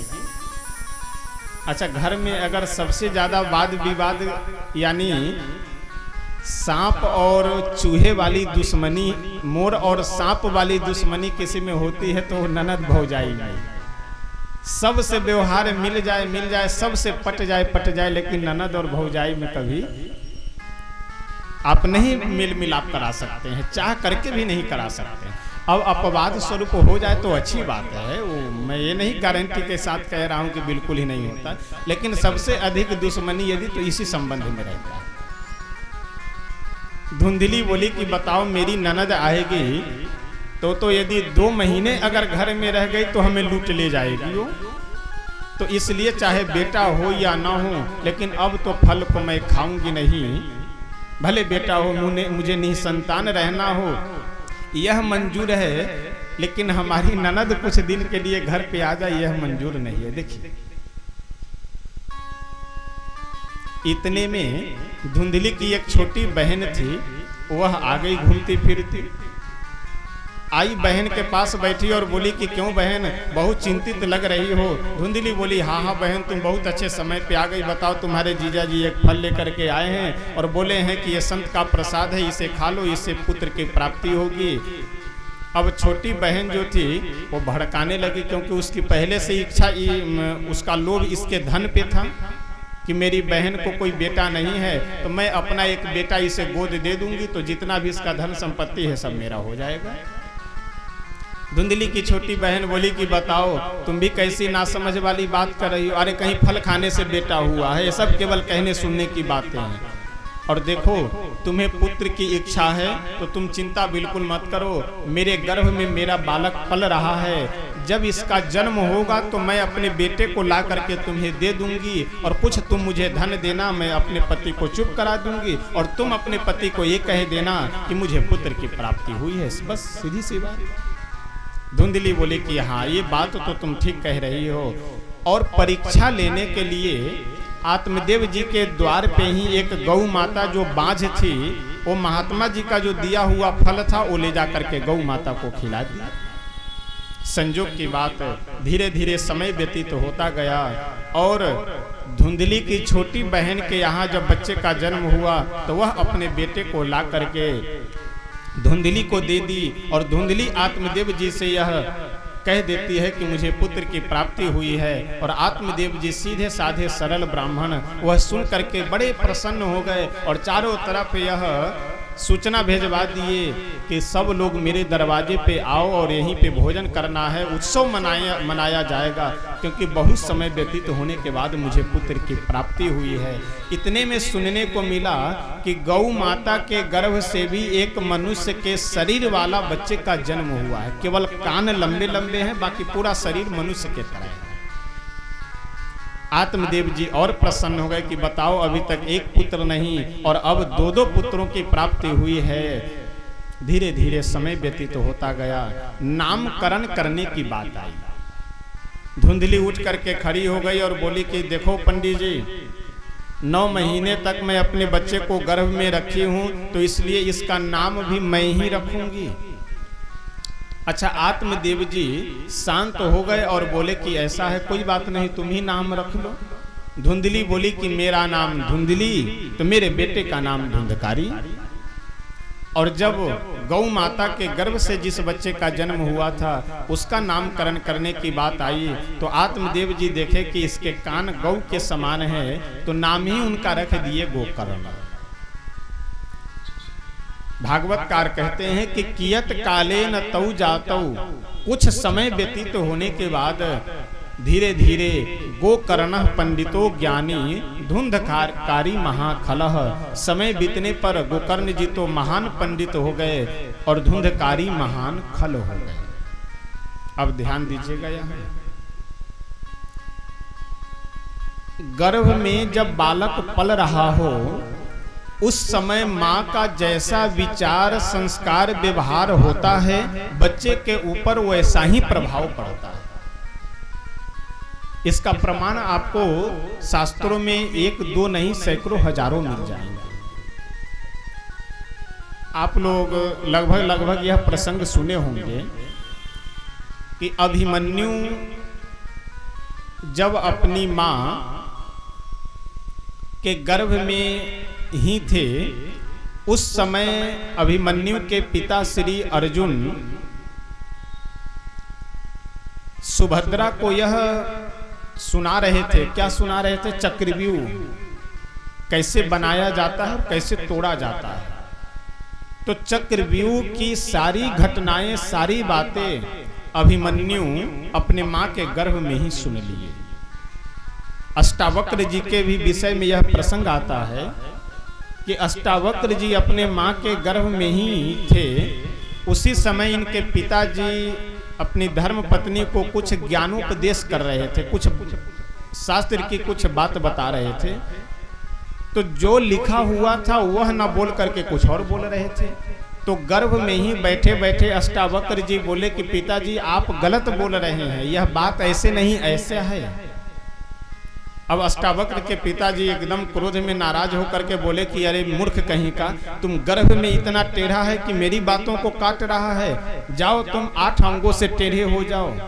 इसीलिए अष्टावक्र जी का शरीर 8 अंगों से टेढ़ा हो गया। प्रहलाद जी के पिता कौन है? हिरण्यकश्यप। माँ कौन है? कयाधु। जब प्रहलाद जी अपनी माँ कयाधु के गर्भ में थे उसी समय हिरण्यकश्यप चले गए वन में तपस्या करने और कयाधु को इंद्र मारने की इच्छा से हरण कर करके ले जा रहे थे। सो नारद जी इंद्र के हाथ से कयाधु को छुड़ा करके लेकर अपने आश्रम में आए और प्रहलाद जी का जन्म आदि सब नारद जी के आश्रम में ही होता है। और प्रतिदिन कयाधु को भगवान की पूजा करने का, भजन करने का, कथा सुनने के सारी व्यवस्था नारद जी कर दिए। और प्रतिदिन कयाधु भगवान की पूजा करती है, नाम जप करती है, कथा सुनती है, जिसका प्रभाव कि हिरण्यकश्यप इतना बड़ा आतताई राक्षस था, लेकिन हिरण्यकश्यप का पुत्र प्रहलाद जी भगवान के अनन्य भक्त हो गए। यानी ये पूरा प्रवचन सुनाने का मेरा केवल उद्देश्य यह है कि गर्भ में अगर बालक पल रहा हो तो माँ को यह चाहिए कि जितना अधिक से अधिक हो सके वह अपना विचार सात्विक रखे। भगवान का पूजा करनी चाहिए, भगवान की आराधना करनी चाहिए, ज़्यादा वाद विवाद नहीं, झगड़ा झंझट ये सब नहीं करना चाहिए। क्योंकि आप जैसा व्यवहार करेंगे, जैसा विचार करेंगे, आपके संतान के ऊपर वही प्रभाव पड़ेगा। तो धुंधली की जो छोटी बहन थी ना, जब धुंधली इस प्रवृत्ति की थी तो उसकी बहन भी उससे कम थोड़ी रही होगी। तो धुंधली की छोटी बहन का जैसा विचार संस्कार था वही विचार संस्कार उसके पुत्र के ऊपर में हुआ। क्योंकि धुंधकारी धुंधली का बेटा नहीं, उसकी बहन का बेटा है। लेकिन गोकर्ण जी संत के प्रसाद के परिणाम स्वरूप उनका जन्म हुआ है, इसलिए गोकर्ण जी महान पंडित हो गए और धुंधकारी महान खल हो गए। धुंधकारी का केवल यही काम है कि जाना और जा करके छोटे छोटे बच्चों को उठा करके कुएं में डाल देना, कहीं कोई अंधा व्यक्ति रास्ते से जा रहा हो उसको रास्ता दिखाने के बहाने कहीं गड्ढे में गिरा देना, कोई वृद्ध कहीं हो तो उनको धक्के मार देना, कुत्तों को साथ में लेकर के चलना, चोरी करना, किन्हीं से कुछ छीन लेना, यही सब इसकी प्रवृत्ति है। मदिरा पीना, वेश्यावृत्ति करना। लेकिन गोकर्ण जी सदैव अपने शास्त्रों के चिंतन में, स्वाध्याय में, अपने भजन सेवा साधन संध्या वंदन आदि में लगे रहते हैं। इनको इन दुनियादारी से कुछ मतलब नहीं आता। एक दिन की बात है, धुंधकारी अपने पिता आत्मदेव जी को गया घर में और जा करके पैरों का प्रहार करके खूब पीटा। और पीटने के बाद बोला कि जल्दी से बताओ कि धन कहाँ रखा हुआ है, यानी पैसा सोना चांदी ये सब कहाँ गाड़ करके रखे हुए हो, जल्दी से बताओ नहीं तो और मारूंगा। और धीरे धीरे धीरे धीरे धुंधकारी अपने घर के सारे धन को ले जा करके जुआ खेलने में, वेश्याओं के पीछे शराब पीने में समाप्त कर देता है। आत्मदेव जी अपने बेटे से अपमानित होकर के, बेटे से दुखी होकर के पुनः निकल रहे थे आत्महत्या करने के लिए। लेकिन सोचे कि आत्महत्या करना ठीक नहीं है, तो गए गोकर्ण जी के पास और जा करके रोने लगे और बोले कि गोकर्ण बेटा, मुझे यह बताओ कि मैं क्या करूं। गोकर्ण जी बोले कि पिताजी आप रो क्यों रहे हैं। आत्मदेव जी बोले मैं इसलिए रो रहा हूं कि मुझे बेटा क्यों है। अब यहाँ गंभीरता से विचार कीजिएगा। आत्मदेव जी आज से कुछ वर्ष पहले भी रो रहे थे, लेकिन किस लिए रो रहे थे कि बेटा नहीं है। और आज फिर से रो रहे हैं। आज फिर से क्यों रो रहे हैं? क्योंकि बेटा के लिए। यानी जिस बेटे के लिए पहले रो रहे थे, आज उस बेटे के कारण रो रहे हैं। यही संसार की विडंबना है। जो वस्तु जिस व्यक्ति को प्राप्त नहीं होती है वह व्यक्ति उस वस्तु के लिए रोता है, और जो वस्तु जिसे प्राप्त हो जाती है वह व्यक्ति उस वस्तु के कारण रोता है। एक बहुत सुंदर प्रसंग है कि एक मनोवैज्ञानिक एक पागल खाने में गए कुछ शोध करने के लिए, कुछ देखने के लिए। पागल खाने के मैनेजर से जाकर के बोले कि ऐसा है, चल करके हमें अपना पागल खाना दिखलाओ जरा। पागल खाने का मैनेजर गया मनोवैज्ञानिक को लेकर के और सबसे पहले एक पागल को दिखलाया। अच्छा, पागलों को एक इकट्ठा नहीं रखा जाता है, अलग अलग उसको जो है बैरिकेटिंग बना करके रखा जाता है अकेले। तो गया जा करके पहले एक पागल को दिखलाया। मनोवैज्ञानिक पूछा कि ये पागल कैसे हुआ है, ये कैसे पागल हो गया, क्या कारण था। तो पागल खाने का मैनेजर बोला कि साहब एक किसी लड़की से विवाह करना चाह रहा था, उस लड़की से विवाह इसका नहीं हो पाया तो उसी के चिंता में यह पागल हो गया। अब ध्यान दीजिएगा, जिससे वह विवाह करना चाह रहा था उससे विवाह नहीं हुआ तो वह पागल हो गया। मनोवैज्ञानिक बोले अच्छा ठीक, कोई बात नहीं, आगे चलो। आगे जब गए तो एक दूसरा पागल दिखाई पड़ा, वो भी अजीब तरह का। मनोवैज्ञानिक पूछे पागल खाने के मैनेजर से कि मैनेजर ये क्यों पागल हो गया है? वह मैनेजर हाथ जोड़ करके बोला कि सर, पहले वाला जो पागल था वो जिस लड़की से विवाह करना चाह रहा था और विवाह नहीं हुआ तो वह पागल हो गया। यह जो पागल है इसका उसी लड़की से विवाह हो गया,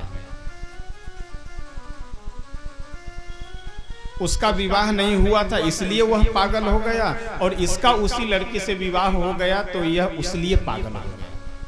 अब आप बताइए कि एक वस्तु जिसके पास में नहीं है वह उसके लिए पागल है, और वही वस्तु किसी के पास में हो जाए वह उसके कारण पागल है। कहने का तात्पर्य कि यह संसार की व्यवस्था है कि जो वस्तु हमें नहीं प्राप्त होती है उससे हम लोगों को लगता है कि यह मिल जाए तो हम लोग सुखी हो जाएंगे, लेकिन सुख उससे मिलता नहीं है और दुख की वृद्धि हो जाती है। श्री गोकर्ण जी बोले कि पिताश्री, आप ये रोने धोने और छोड़ने और पकड़ने की जो भावनाएं हैं ये सब छोड़िए, केवल एक काम कीजिए। आप बहुत सुंदर गोकर्ण जी अपने पिता को उपदेश देते हुए कहते हैं, देहे स्थिमांसरुधिरे भीमतिं त्यजत्वं जाया सुतादिषु सदा ममतां विमुञ्च पश्यानिशं जगदिदं क्षणभङ्गनिष्ठं वैराग्यरागरसिको भवभक्तिनिष्ठः देहे स्थिमांसरुधिरे भीमतिं त्यजत्वम्। गोकर्ण जी बोले कि पिताजी, ये आप जो बार बार घर छोड़, बेटा नहीं है तो घर छोड़ दिए, बेटे से दुखी हुए तो घर छोड़ दिए, यानी छोटी छोटी बातों पे जो ये घर छोड़ने की बार बार आप सोचते रहते हैं, घर छोड़ने की मत सोचिए। इस घर में, शरीर में, धन में जो आपका ममत्व लगा है, जो आपकी आसक्ति है, उस आसक्ति को छोड़ने का प्रयास कीजिए। क्या कहते हैं कि देहे स्थिमांसरुधिरे भीमतिं त्यजत्वम्, जो आपको ब्राह्मण होने का अभिमान है, जो आपको धनवान होने का अभिमान है, जो आपको मनुष्य होने का अभिमान है, जो आपको धनवान होने का, विद्यावान होने का अभिमान है, इस अभिमान को आप छोड़िए।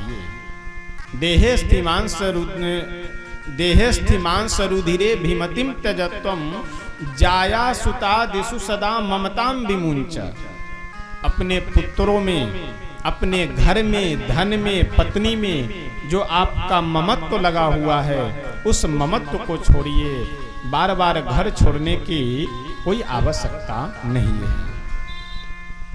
धर्मं भजस्व सततं त्यज लोक धर्मान् सेवस्व साधु पुरुषान् जहि काम तृष्णान् अन्यस्य दोष गुणचिन्तन मासु मुक्त्वा सेवा कथा रसमहो नितरां पिबत्वं सेवा कथा रसमहो नितरां पिबत्वं। गोकर्ण जी बोले कि पिताजी, धर्मं भजस्व सततम त्यज लोक धर्मान। लोक धर्मान यानी सांसारिक जो संबंध है आपके, सांसारिक जो आपकी व्यवस्थाएं हैं, इन सांसारिक व्यवस्थाओं को छोड़ करके जो भगवान को प्राप्त करने योग्य रास्ते हैं उस पे आप। और क्या कहते हैं, एक बहुत सुंदर बात इसमें कह रहे हैं गोकर्ण जी कि अन्यस्य दोष गुण चिंतन मासु मुक्त्वा। आसु कहते हैं शीघ्र को, आसु माने शीघ्र। गोकर्ण जी कहते हैं कि सर्वप्रथम आप दूसरे के दोष और गुणों को देखना बंद कर दिए। हम लोगों की समस्या क्या है, अपने आप को हम लोग ठीक मानते हैं और हमारे अलावे संसार में जितने हैं वो सब खराब है। जैसे आप किसी से भी पूछिए कि भैया समय बहुत बदल गया, अगला व्यक्ति तुरंत बोलेगा हाँ हाँ और क्या, ये तो संसार बहुत खराब है। हम सब लोग यह बोला करते हैं कि संसार बहुत खराब है, हम रह कहाँ रहे हैं, इसी संसार में तो रह रहे हैं। तो यदि मैं बोलता हूं कि संसार बहुत खराब है तो आप जितने भी यहाँ बैठे हैं आप सब खराब हो गए, मैं अच्छा हो गया। और यदि आप सब में से कोई व्यक्ति बोलिए कि संसार बहुत खराब है तो आप अच्छे हैं, बाकी सब खराब है। और जो व्यक्ति यह कह रहे हो कि संसार बहुत खराब है, उनको यदि यह कहिए कि क्यों भाई साहब आप खराब हैं, तो वह तुरंत ही बोलेगा कि अरे नहीं नहीं हम खराब थोड़ी हैं, हम अच्छे हैं। सीताराम और वहाँ बात कर रहे हैं, उनको बात न करवाइए, बात बगल में कीजिए ना, शांति बना कर रखिए। अब जब कथा में बैठे हुए हैं और यहाँ बात ही करना हो जो है तो फिर क्या मतलब यहाँ बैठने का।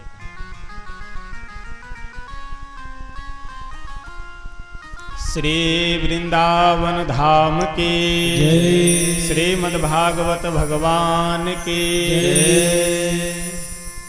अन्यस्य दोष गुण चिंतन मास मुक्त्वा। दूसरे के गुण और दोषों का परित्याग कर देना चाहिए। और देखिए इस संसार में कौन क्या कर रहा है नहीं देख, कई बार श्लोक ध्यान नहीं रहता है। अब जो संस्कृत के विद्वान हैं, संस्कृत पढ़े हैं, आपको तो याद भी है, लेकिन जो नहीं पढ़े हैं उनको यह श्लोक याद करना कठिन है। तो इसलिए इन श्लोकों की व्याख्या हिंदी में ऐसे वाक्य करके दे दिया जाए कि जो जिसे आपको आराम से आसानी से याद हो जाए। इस श्लोक की बिल्कुल सहज सरल व्याख्या यह है कि संसार के लोग क्या कर रहे हैं ये हमारा आपका विषय नहीं है। संसार में हमें क्या करना है ये हमारा आपका विषय होना चाहिए। संसार के लोग कैसे चल रहे हैं ये हमारा विषय नहीं है, ये हमारा चिंतन नहीं होना चाहिए। संसार में हमें कैसे चलना है ये हमारा चिंतन होना चाहिए। क्योंकि संसार को चलाने वाले भगवान हैं, बनाने वाले भगवान हैं, तो वह चलावे वह बनावे। हम लोग तो अपने परिवार को चलाने में दिन रात बेचैन रहते हैं। एक परिवार हम लोग शांति से नहीं चला पाते हैं और संसार को क्या खाक चला पाएंगे। तो इसलिए संसार को चलाना हमारा आपका विषय विचार नहीं होना चाहिए। संसार में हमें कैसे चलना है ये हमारा विचार होना चाहिए। गोकर्ण जी बोले कि पिताजी आपका जो ममत्व तो संसार में लगा हुआ है, इस ममता को आप छोड़िए और श्रीमद् भागवत जी के 10वें स्कंध का पाठ कीजिए, भगवान का भजन कीजिए। बस यह करना है। और बार बार घर छोड़ने की कोई मतलब नहीं है। क्योंकि जगह परिवर्तन कर देने से मन परिवर्तन नहीं होता है। मन तो वही है, संस्कार तो वही है मन का, केवल जगह बदल गया है। इसलिए एक कहावत है कि चोर चोरी से जाए लेकिन तुम्बा फेरी से न जाए। एक कोई चोर किसी कारणवश साधु बन गया तो अब समस्या ये है कि अब चोरी क्या करे। तो जिस आश्रम पे था उस आश्रम पे महात्माओं का कमंडल ही हेरा फेरी किया करे। इसका कमंडल वहां रख दे, उसका कमंडल वहां रख दे, और सुबह में जब सब जगे तो आपस में वाद विवाद बढ़े। तो इसलिए जगह परिवर्तन से ज्यादा आवश्यक है कि मन में परिवर्तन होना चाहिए, विचार में परिवर्तन होना चाहिए। इसलिए मैं बार बार यह कहता हूं कि कई बार लोग कहते हैं ना कि महाराज जी क्या बतावे, घर परिवार में फंसे हैं, भजन नहीं हो पाता है, बस कुछ जिम्मेदारियां हैं, इससे मुक्त हो जाए उसके बाद में तो फिर भजन ही भजन करना है। ऐसी बात नहीं। हम जिस स्थिति में हैं, जहाँ हैं, आप जो भी कर्तव्य हैं आपके, उन सब को पालन करते हुए 5 मिनट, 10 मिनट, 15 मिनट, आधे घंटे जो समय मिलता है उतने समय आप भगवान का भजन कीजिए, चिंतन कीजिए, उसी से कल्याण हो सकता है। और यदि आप यह सोचेंगे कि जब सारी जिम्मेदारियों से मुक्त हो जाएंगे तब भजन करेंगे, तो आपका गलत सोच है, यह गलत विचार है। आत्मदेव जी वन में जाकर के प्रभु का चिंतन करते हुए अपने शरीर को छोड़ते हैं। इधर धुंधली जब घर में अकेली हो गई तो एक दिन धुंधकारी जा करके अपनी माँ को भी बहुत पीटा और बोला कि पिताजी तुम्हें अवश्य धन दे करके गए होंगे, पैसा दे करके गए होंगे, कहाँ पैसा रखी हो बताओ। अपने बेटे से प्रताड़ित होकर के, दुखी होकर के धुंधली गई और जा करके कुएं में कूद करके आत्महत्या कर लेती है। अब यहाँ एक मैं आपसे निवेदन करना चाहूंगा इस प्रसंग में। कई बार आपसे लोग यह प्रश्न करते हुए मिलेंगे कि आप भगवान को देखे हैं, और भगवान को नहीं देखे हैं तो बिना देखे भजन करने से, उनकी पूजा करने का क्या मतलब है। कई बार लोग यह कहते हुए मिलेंगे कि भगवान का हमें दर्शन करा दो तो फिर हम भी भगवान का भजन करें। लेकिन देखिए, एक मैं बहुत विनम्रता पूर्वक निवेदन करना चाहूंगा कि यह जो हमारे आपके सामने मनुष्य जन्म मिला हुआ है हमको आपको, तो भगवान मिलेंगे या नहीं ये अलग का विषय है। भगवान होते हैं या नहीं इसको भी आप अलग कर दीजिए।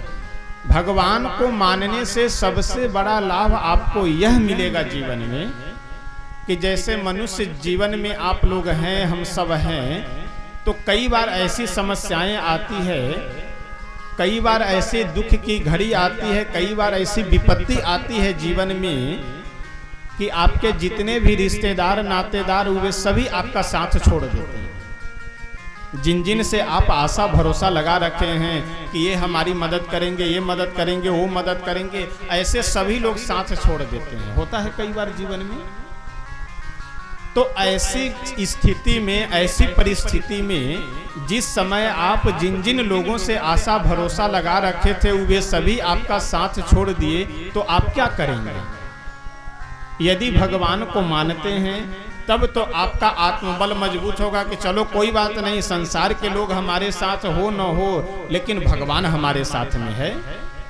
लेकिन यदि आप भगवान को नहीं मान रहे हैं तो आत्महत्या करने के अलावे आपके पास कोई दूसरा उपाय ही नहीं है।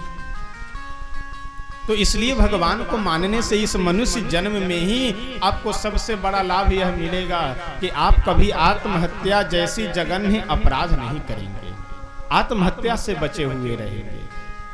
और भगवान यदि सबसे अधिक शीघ्र जल्दी कृपा करते हैं तो वह सहज सरल मन पे कृपा करते हैं, सहज सरल भाव पे कृपा करते हैं। आइए हम सब एक दो पंक्ति एक भजन गा करके तब आगे बढ़ेंगे कि यदि हम लोगों को यह इच्छा हो कि हम भगवान को प्राप्त करें, भगवान का भजन करें, तो हम लोग को प्रयास यह करना चाहिए कि हम अपने मन को सहज और सरल बनावें। तूने आंगन नहीं बुहारा, तूने खोला नहीं किवाड़ा, कैसे आएंगे भगवान, कैसे आएंगे भगवान। तूने आंगन नहीं बुहारा, तूने खोला नहीं किवाड़ा, कैसे आएंगे भगवान, कैसे आएंगे भगवान। चंचल मन को नहीं संभाला, चंचल मन को नहीं संभाला, तूने खोला नहीं किवाड़ा, तूने खोला नहीं किवाड़ा, कैसे आएंगे भगवान, कैसे आएंगे भगवान, कैसे आएंगे भगवान, कैसे आएंगे भगवान। जैसे हमारे आपके दरवाजे पे यदि कोई रिश्तेदार नातेदार आने वाले हों तो भले ही 10-15 दिनों से दरवाजा साफ न हुआ हो, झाड़ू न लगी हुई हो, लेकिन जिस दिन रिश्तेदार आने वाले होते हैं उस दिन बढ़िया से झाड़ू लगा करके और सब साफ करवा देते हैं। तो जैसे अगर द्वार गंदा हो तो कोई रिश्तेदार नहीं आता है, उसी तरह से यदि मन गंदा हो तो यहाँ भगवान कैसे आएंगे। और मन की गंदगी क्या है? काम, क्रोध, लोभ, मोह, यही तो मन की गंदगी है। तो इसलिए आवश्यकता यह है कि हम अपने मन को शुद्ध करें। तन को शुद्ध करने के चक्कर में, जगह को शुद्ध करने के चक्कर में नहीं पड़ना चाहिए। कैसे आएंगे भगवान, तूने आंगन नहीं बुहारा, तूने आंगन नहीं बुहारा, तूने खोला नहीं किवाड़ा, तूने खोला नहीं किवाड़ा। कैसे आएंगे भगवान, कैसे आएंगे भगवान, कैसे आएंगे भगवान, कैसे आएंगे भगवान। हर कोने कलमस कसाय की लगी हुई है ढेरे, हर कोने कलमस कसाय की लगी हुई है ढेरी, हर कोने कलमस कसाय की लगी हुई है ढेरे, हर कोने कलमस कसाय की लगी हुई है ढेरी। नहीं ज्ञान के किरण कहीं भी, हर कोठरी अंधेरे, नहीं ज्ञान के किरण कहीं भी, हर कोठरी अंधेरी। आंगन चौबारा अंधियारा, आंगन चौबारा अंधियारा। कैसे आएंगे भगवान, कैसे आएंगे भगवान, कैसे आएंगे भगवान, कैसे आएंगे भगवान।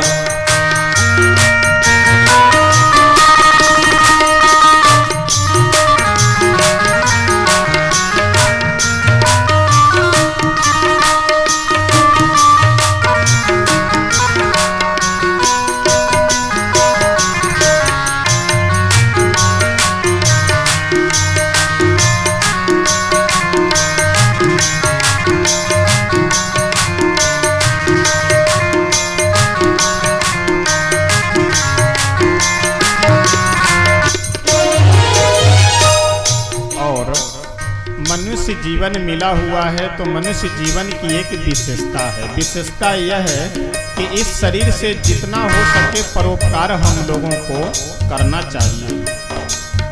हृदय तुम्हारा पिघल न पाया जब देखा दुखियारा, हृदय तुम्हारा पिघल न पाया जब देखा दुखियारा। हृदय हमारा पिघल न पाया जब देखा दुखियारा, हृदय हमारा पिघल न पाया जब देखा दुखियारा। किसी पंथ भूले प्राणी ने पाया नहीं सहारा, किसी पंथ भूले प्राणी ने पाया नहीं सहारा। सुखी है करुणा की धारा, सुखी है करुणा की धारा। कैसे आएंगे भगवान, कैसे आएंगे भगवान, कैसे आएंगे भगवान, कैसे आएंगे भगवान। तूने आंगन नहीं बुहारा, तूने आंगन नहीं बुहारा। तूने खोला नहीं किवाड़ा, तूने खोला नहीं किवाड़ा। कैसे आएंगे भगवान, कैसे आएंगे भगवान, कैसे आएंगे भगवान, कैसे आएंगे भगवान।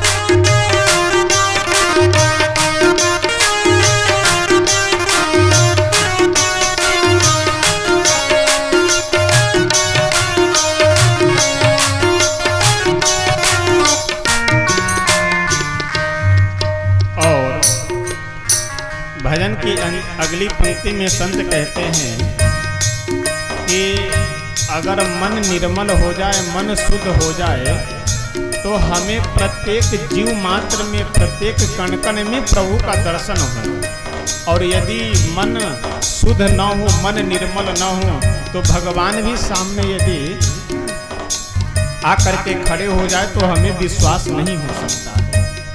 तो वही संत कहते हैं कि हमें मन को शुद्ध और निर्मल करने की आवश्यकता है। अंतर के पट खोल देख लो, ईश्वर पास मिलेगा। अंतर के पट खोल देख लो, ईश्वर पास मिलेगा। हर प्राणी में ही परमेश्वर का आभास मिलेगा। हर प्राणी में ही परमेश्वर का आभास मिलेगा। सच्चे मन से नहीं पुकारा, सच्चे मन से नहीं पुकारा, कैसे आएंगे भगवान, कैसे आएंगे भगवान, कैसे आएंगे भगवान, कैसे आएंगे भगवान।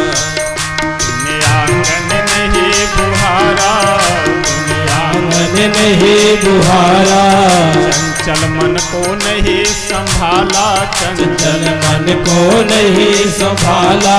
कैसे आएंगे भगवान, कैसे आएंगे भगवान, कैसे आएंगे भगवान, कैसे आएंगे भगवान।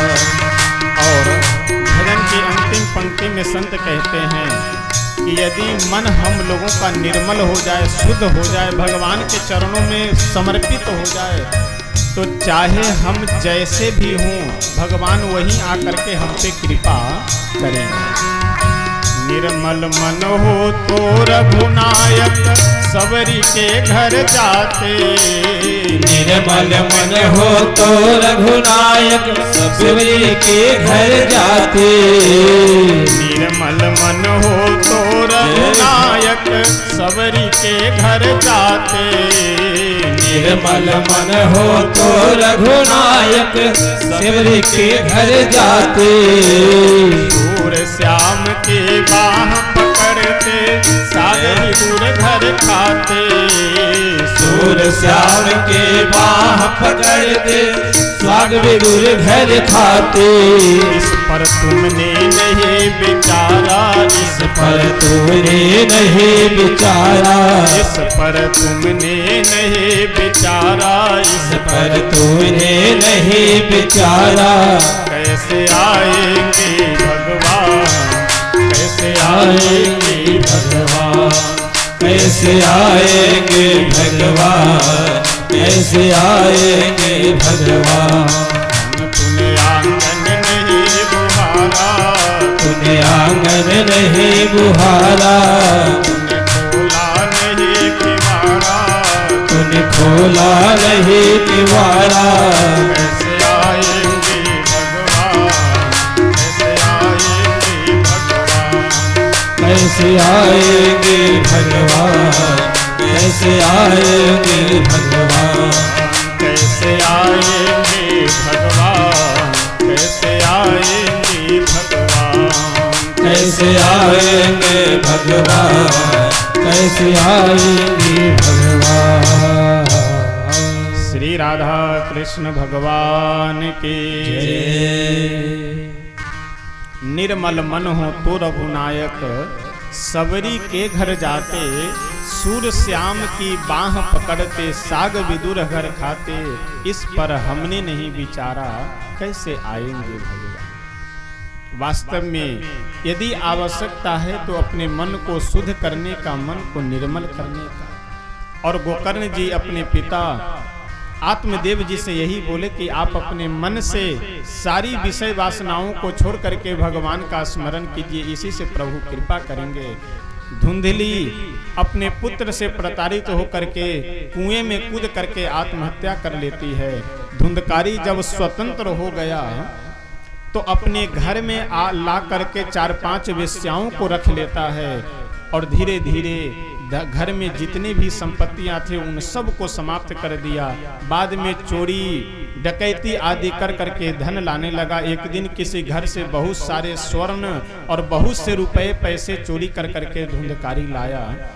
वेश्याएं आपस में विचार के कि ऐसा है, यदि धुंधकारी किसी दिन राजा के द्वारा पकड़ा गया तो फिर ये हम लोगों का भी नाम बताएगा, और यदि हम लोगों का नाम बता दिया तो फिर राजा के कारागार में हम लोग भी बंद हो जाएंगे। तो इसलिए धुंधकारी जो भी धन लेकर के आया है इसे मार करके और धन लेकर के हम लोग यहाँ से चल पड़ते हैं। और यही विचार कर करके रात्रि में सभी वेश्याएं मिल करके धुंधकारी का अग्नि जलती हुई लकड़ी को मुख में डालकर हाथ पैर बांध कर करके और बहुत निर्दयता पूर्वक धुंधकारी को मार डालती है ये सभी वेश्याएं। और जो भी धन चोरी कर करके लाया था वो सब ले करके वहां से रफू चक्कर हो जाती है। और धुंधकारी को उसी घर में खोद करके वे सभी वेश्याएं गाड़ दी ताकि लोग समझ न पाए कि धुंधकारी की मृत्यु हो गई है। धीरे धीरे समय व्यतीत होता गया। अच्छा, पिताजी जैसे घर से निकल करके गए, आत्मदेव जी जैसे घर से निकले, वैसे गोकर्ण जी भी अपने बड़े भाई धुंधकारी से यह आदेश लेकर के कि मैं जा रहा हूं तीर्थ यात्रा पे, घर से निकल गए। वो भी गोकर्ण जी कई महीने बाद घूमते फिरते अपने गांव पे आए और आकर के सीधे अपने घर में जा करके निवास करते हैं, रात्रि विश्राम करते हैं। अब यहाँ एक बहुत सुंदर हम लोगों को व्यवहारिक ज्ञान मिल रहा है। कौन सा ज्ञान? कि चाहे जो भी रूखा सूखा हो अपने घर में ही खाना चाहिए, चाहे जो भी टूटी फूटी झोपड़ी हो अपने घर में ही रहने का प्रयास करना चाहिए। लेकिन आज होता क्या है कि यदि दो भाई हैं तो एक भाई इस पड़ोसी के यहाँ, दूसरा भाई उस पड़ोसी के यहाँ, तो वह उसका कान फूंक रहा है और यह इसका कान फूंक रहा है। पता लगे कि परिवार का पूरा तहस नहस हो जाता है, परिवार का पूरा बंटाधार हो जाता है। तो कभी भी अच्छा, एक बात का और भी ध्यान रखना चाहिए, कोई भी संबंध किसी गलती से समाप्त नहीं होता है, गलत धारणा से समाप्त होता है कोई भी संबंध। कोई व्यक्ति पड़ोसी बता दिया, अरे तुम्हें मालूम है तुम्हारा भाई तुमसे ऐसा ऐसा तुम्हारे विषय में कह रहा था। अब वो कहावत है कि कौवा कान लेकर के जा रहा है, तो हम लोग कान को न देख करके कौवा के पीछे दौड़ पड़ते हैं। कोई आकर के केवल हमसे इतना बता दिया कि तुम्हारा भाई तुम्हारे विषय में ऐसा ऐसा बोल रहा था, बस अब हम उसकी बातों को पकड़ करके भाई से बैर ठान लिए। कोई आकर के यदि हमें बढ़ा चढ़ा दिया कि तुम्हारी पत्नी ऐसा ऐसा कर रही थी जब तुम नहीं थे, अब उसी की बात को लेकर के हम पत्नी से बिल्कुल 36 का आंकड़ा बना लिए। तो इसलिए कभी भी कोई दूसरा व्यक्ति यदि आपसी संबंध के विषय के ऊपर कोई आक्षेप कर रहा हो तो बैठ करके विचार विमर्श करना चाहिए, न कि अगले व्यक्ति के बताए हुए बातों को सत्य मान करके हम अपना संबंध तोड़ लें। तो इसलिए इस प्रसंग में बहुत सुंदर हम लोगों को एक शिक्षा ये मिल रही है कि जो भी बात विचार करना हो, जो भी चिंतन मनन होना हो, अपने परिवार के बीच बैठ करके करनी चाहिए। और परिवार की जो भी बातें हों उसको कभी भी दूसरे पड़ोसी या किसी ऐरू गैरू के पास नहीं बोलना चाहिए।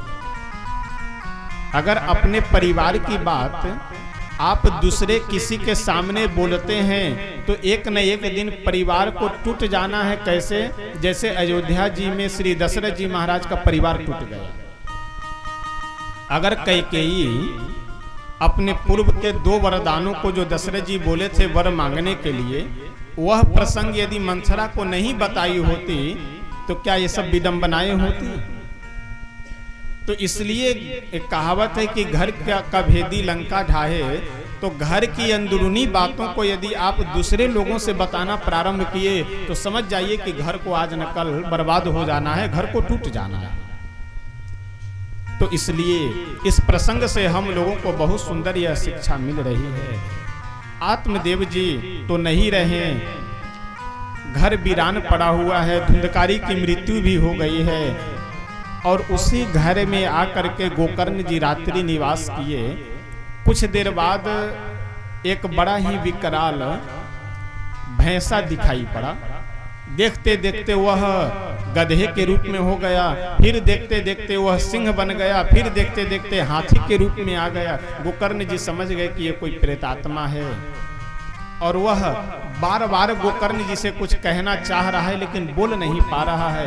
गोकर्ण जी अपने हाथ में जल लिए और अभिमंत्रित कर करके जैसे जल को छिड़के उस प्रेतात्मा के शरीर पे, सो वह बोलने लगा और बोलते हुए बोला, अहम भ्राता त्वदीयोऽस्मि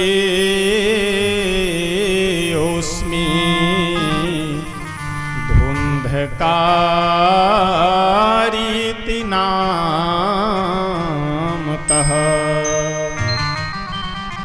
स्वकीयेनैव दोषेण ब्रह्मत्वं नासितं मया। यह श्लोक आज वर्तमान समय में बहुत आवश्यक है हम लोगों के लिए। आज मैं देखता हूं कि ब्राह्मण कुल में जन्म लेने वाला व्यक्ति भी खूब मांस मदिरा का सेवन कर रहे हैं, अधिकतर व्यक्ति। और उनसे यदि मना किया जाए, कहा जाए कि तुम यह सब न करो, तो वह कहते अरे सब चलता नहीं है, आप अपने जीवन को नष्ट कर रहे हैं, आप अपने ब्राह्मणत्व को, ये मैं नहीं कह रहा हूं, धुंधकारी स्वयं अपने मुख से कह रहा है गोकर्ण से कि स्वकीय नैव दोषेन ब्रह्मत्वम नासितम मया। ब्राह्मण कुल में जन्म तो हुआ लेकिन अपने किए हुए अपराध के कारण आज प्रेत बना पड़ा हुआ।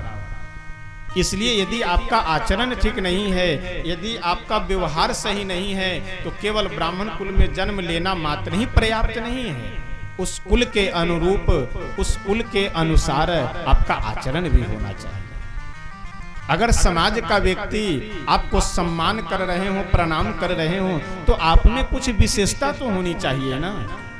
जहां सब बैठकर खा रहे हो वहीं आप भी बैठकर खा रहे हैं, जहां सब बैठ करके दारू शराब पी रहे हैं वहीं आप भी शराब आदि का सेवन कर रहे हैं, तो सब में और आप में अंतर क्या रहा।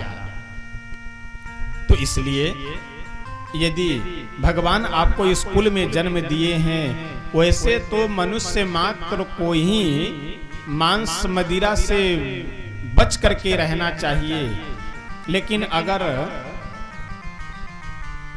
कम से कम एक बात मैं व्यास गद्दी से अवश्य निवेदन करता हूं, यद्यपि मैं इस बात का अनुमोदन नहीं कर रहा कि आप मांस मछली खाइए, लेकिन यदि आप नहीं छोड़ सकते हैं तो विशेष मेरा दबाव नहीं रहता है, लेकिन मदिरा के ऊपर तो बिल्कुल मेरा विनती और मेरी विनती और मेरा निवेदन रहता है कि मदिरा तो बिल्कुल ही किसी को नहीं छूनी चाहिए, वो चाहे कोई भी मनुष्य हो, किसी कुल में जन्म लिया हुआ हो। एक पक्ष से अगर विचार किया जाए तो मांस मछली के विषय में चलिए 1 मिनट के लिए यह माना जा सकता है कि उससे शरीर में शक्ति मिलेगी या कुछ ताकत मिलेगा, 1 मिनट के लिए मान लेते हैं, लेकिन मदिरा पीने से कौन सा लाभ है, आप विचार कर करके देख लीजिए, कोई लाभ नहीं। अच्छा, कई बार लोग कहते भी हैं हम वैसे थोड़े पीते हैं, जब चिंता होती है अधिक तब हम पीते हैं। क्या जो वैष्णव हैं, जो पीने वाले नहीं हैं, उनको चिंता नहीं होती है? और देखिए गंभीरता से यदि विचार किया जाए तो चिंता क्यों होती है? समस्याओं के कारण चिंता होती है। और समस्याओं का समाधान कब हो सकता है? जब हम अपनी बुद्धि को कंट्रोल में रखेंगे। बुद्धि जब हमारी सही रहेगी तभी तो समस्या का समाधान कर सकते हैं। सोचने विचारने की क्षमता रहेगी तभी तो हम समस्याओं का। और दारू शराब पीने के बाद, मदिरा पीने के बाद जब बुद्धि ही हमारी कंट्रोल में नहीं रह जाती है, बुद्धि ही हमारी सही नहीं रह जाएगी, तो फिर हम समस्या का समाधान क्या करेंगे और समस्या पैदा कर लेंगे।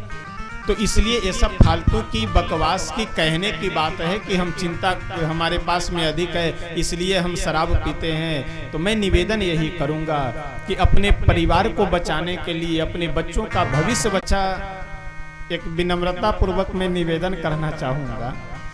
वैसे ये मिथिला का क्षेत्र है, कई लोगों को ये बात अनुकूल न बैठे तो अलग की बात है, लेकिन बात यह सत्य है। कई बार लोग यह तर्क देते हैं कि मछली पवित्र है इसलिए उसको खाने में कोई दोष नहीं है, मछली खाने से पवित्रता हो। और आजकल तो समझाने के लिए बहुत सुंदर एक उपाय है कि जो लोग साइंस पढ़े होंगे तो साइंस में है बायोलॉजी। बायोलॉजी में जब आप ब्रेन को पढ़ेंगे तो ब्रेन को 3 भागों में बांट करके पढ़ाया जाता है, जिसमें से एक का नाम है हाइपोथैलेमस। हाइपोथैलेमस का क्या काम है कि आप जैसा अन्न खाएंगे वह हाइपोथैलेमस वैसा ही गुण अपने आप में विकसित कर लेता है। यानी अगर आप तामसी गर्म भोजन कर रहे हैं तो हाइपोथैलेमस अपने आप को उग्र बना लेता है, क्रोधित बना लेगा, तो क्रोध काम ये सब प्रकट होने लगेगा।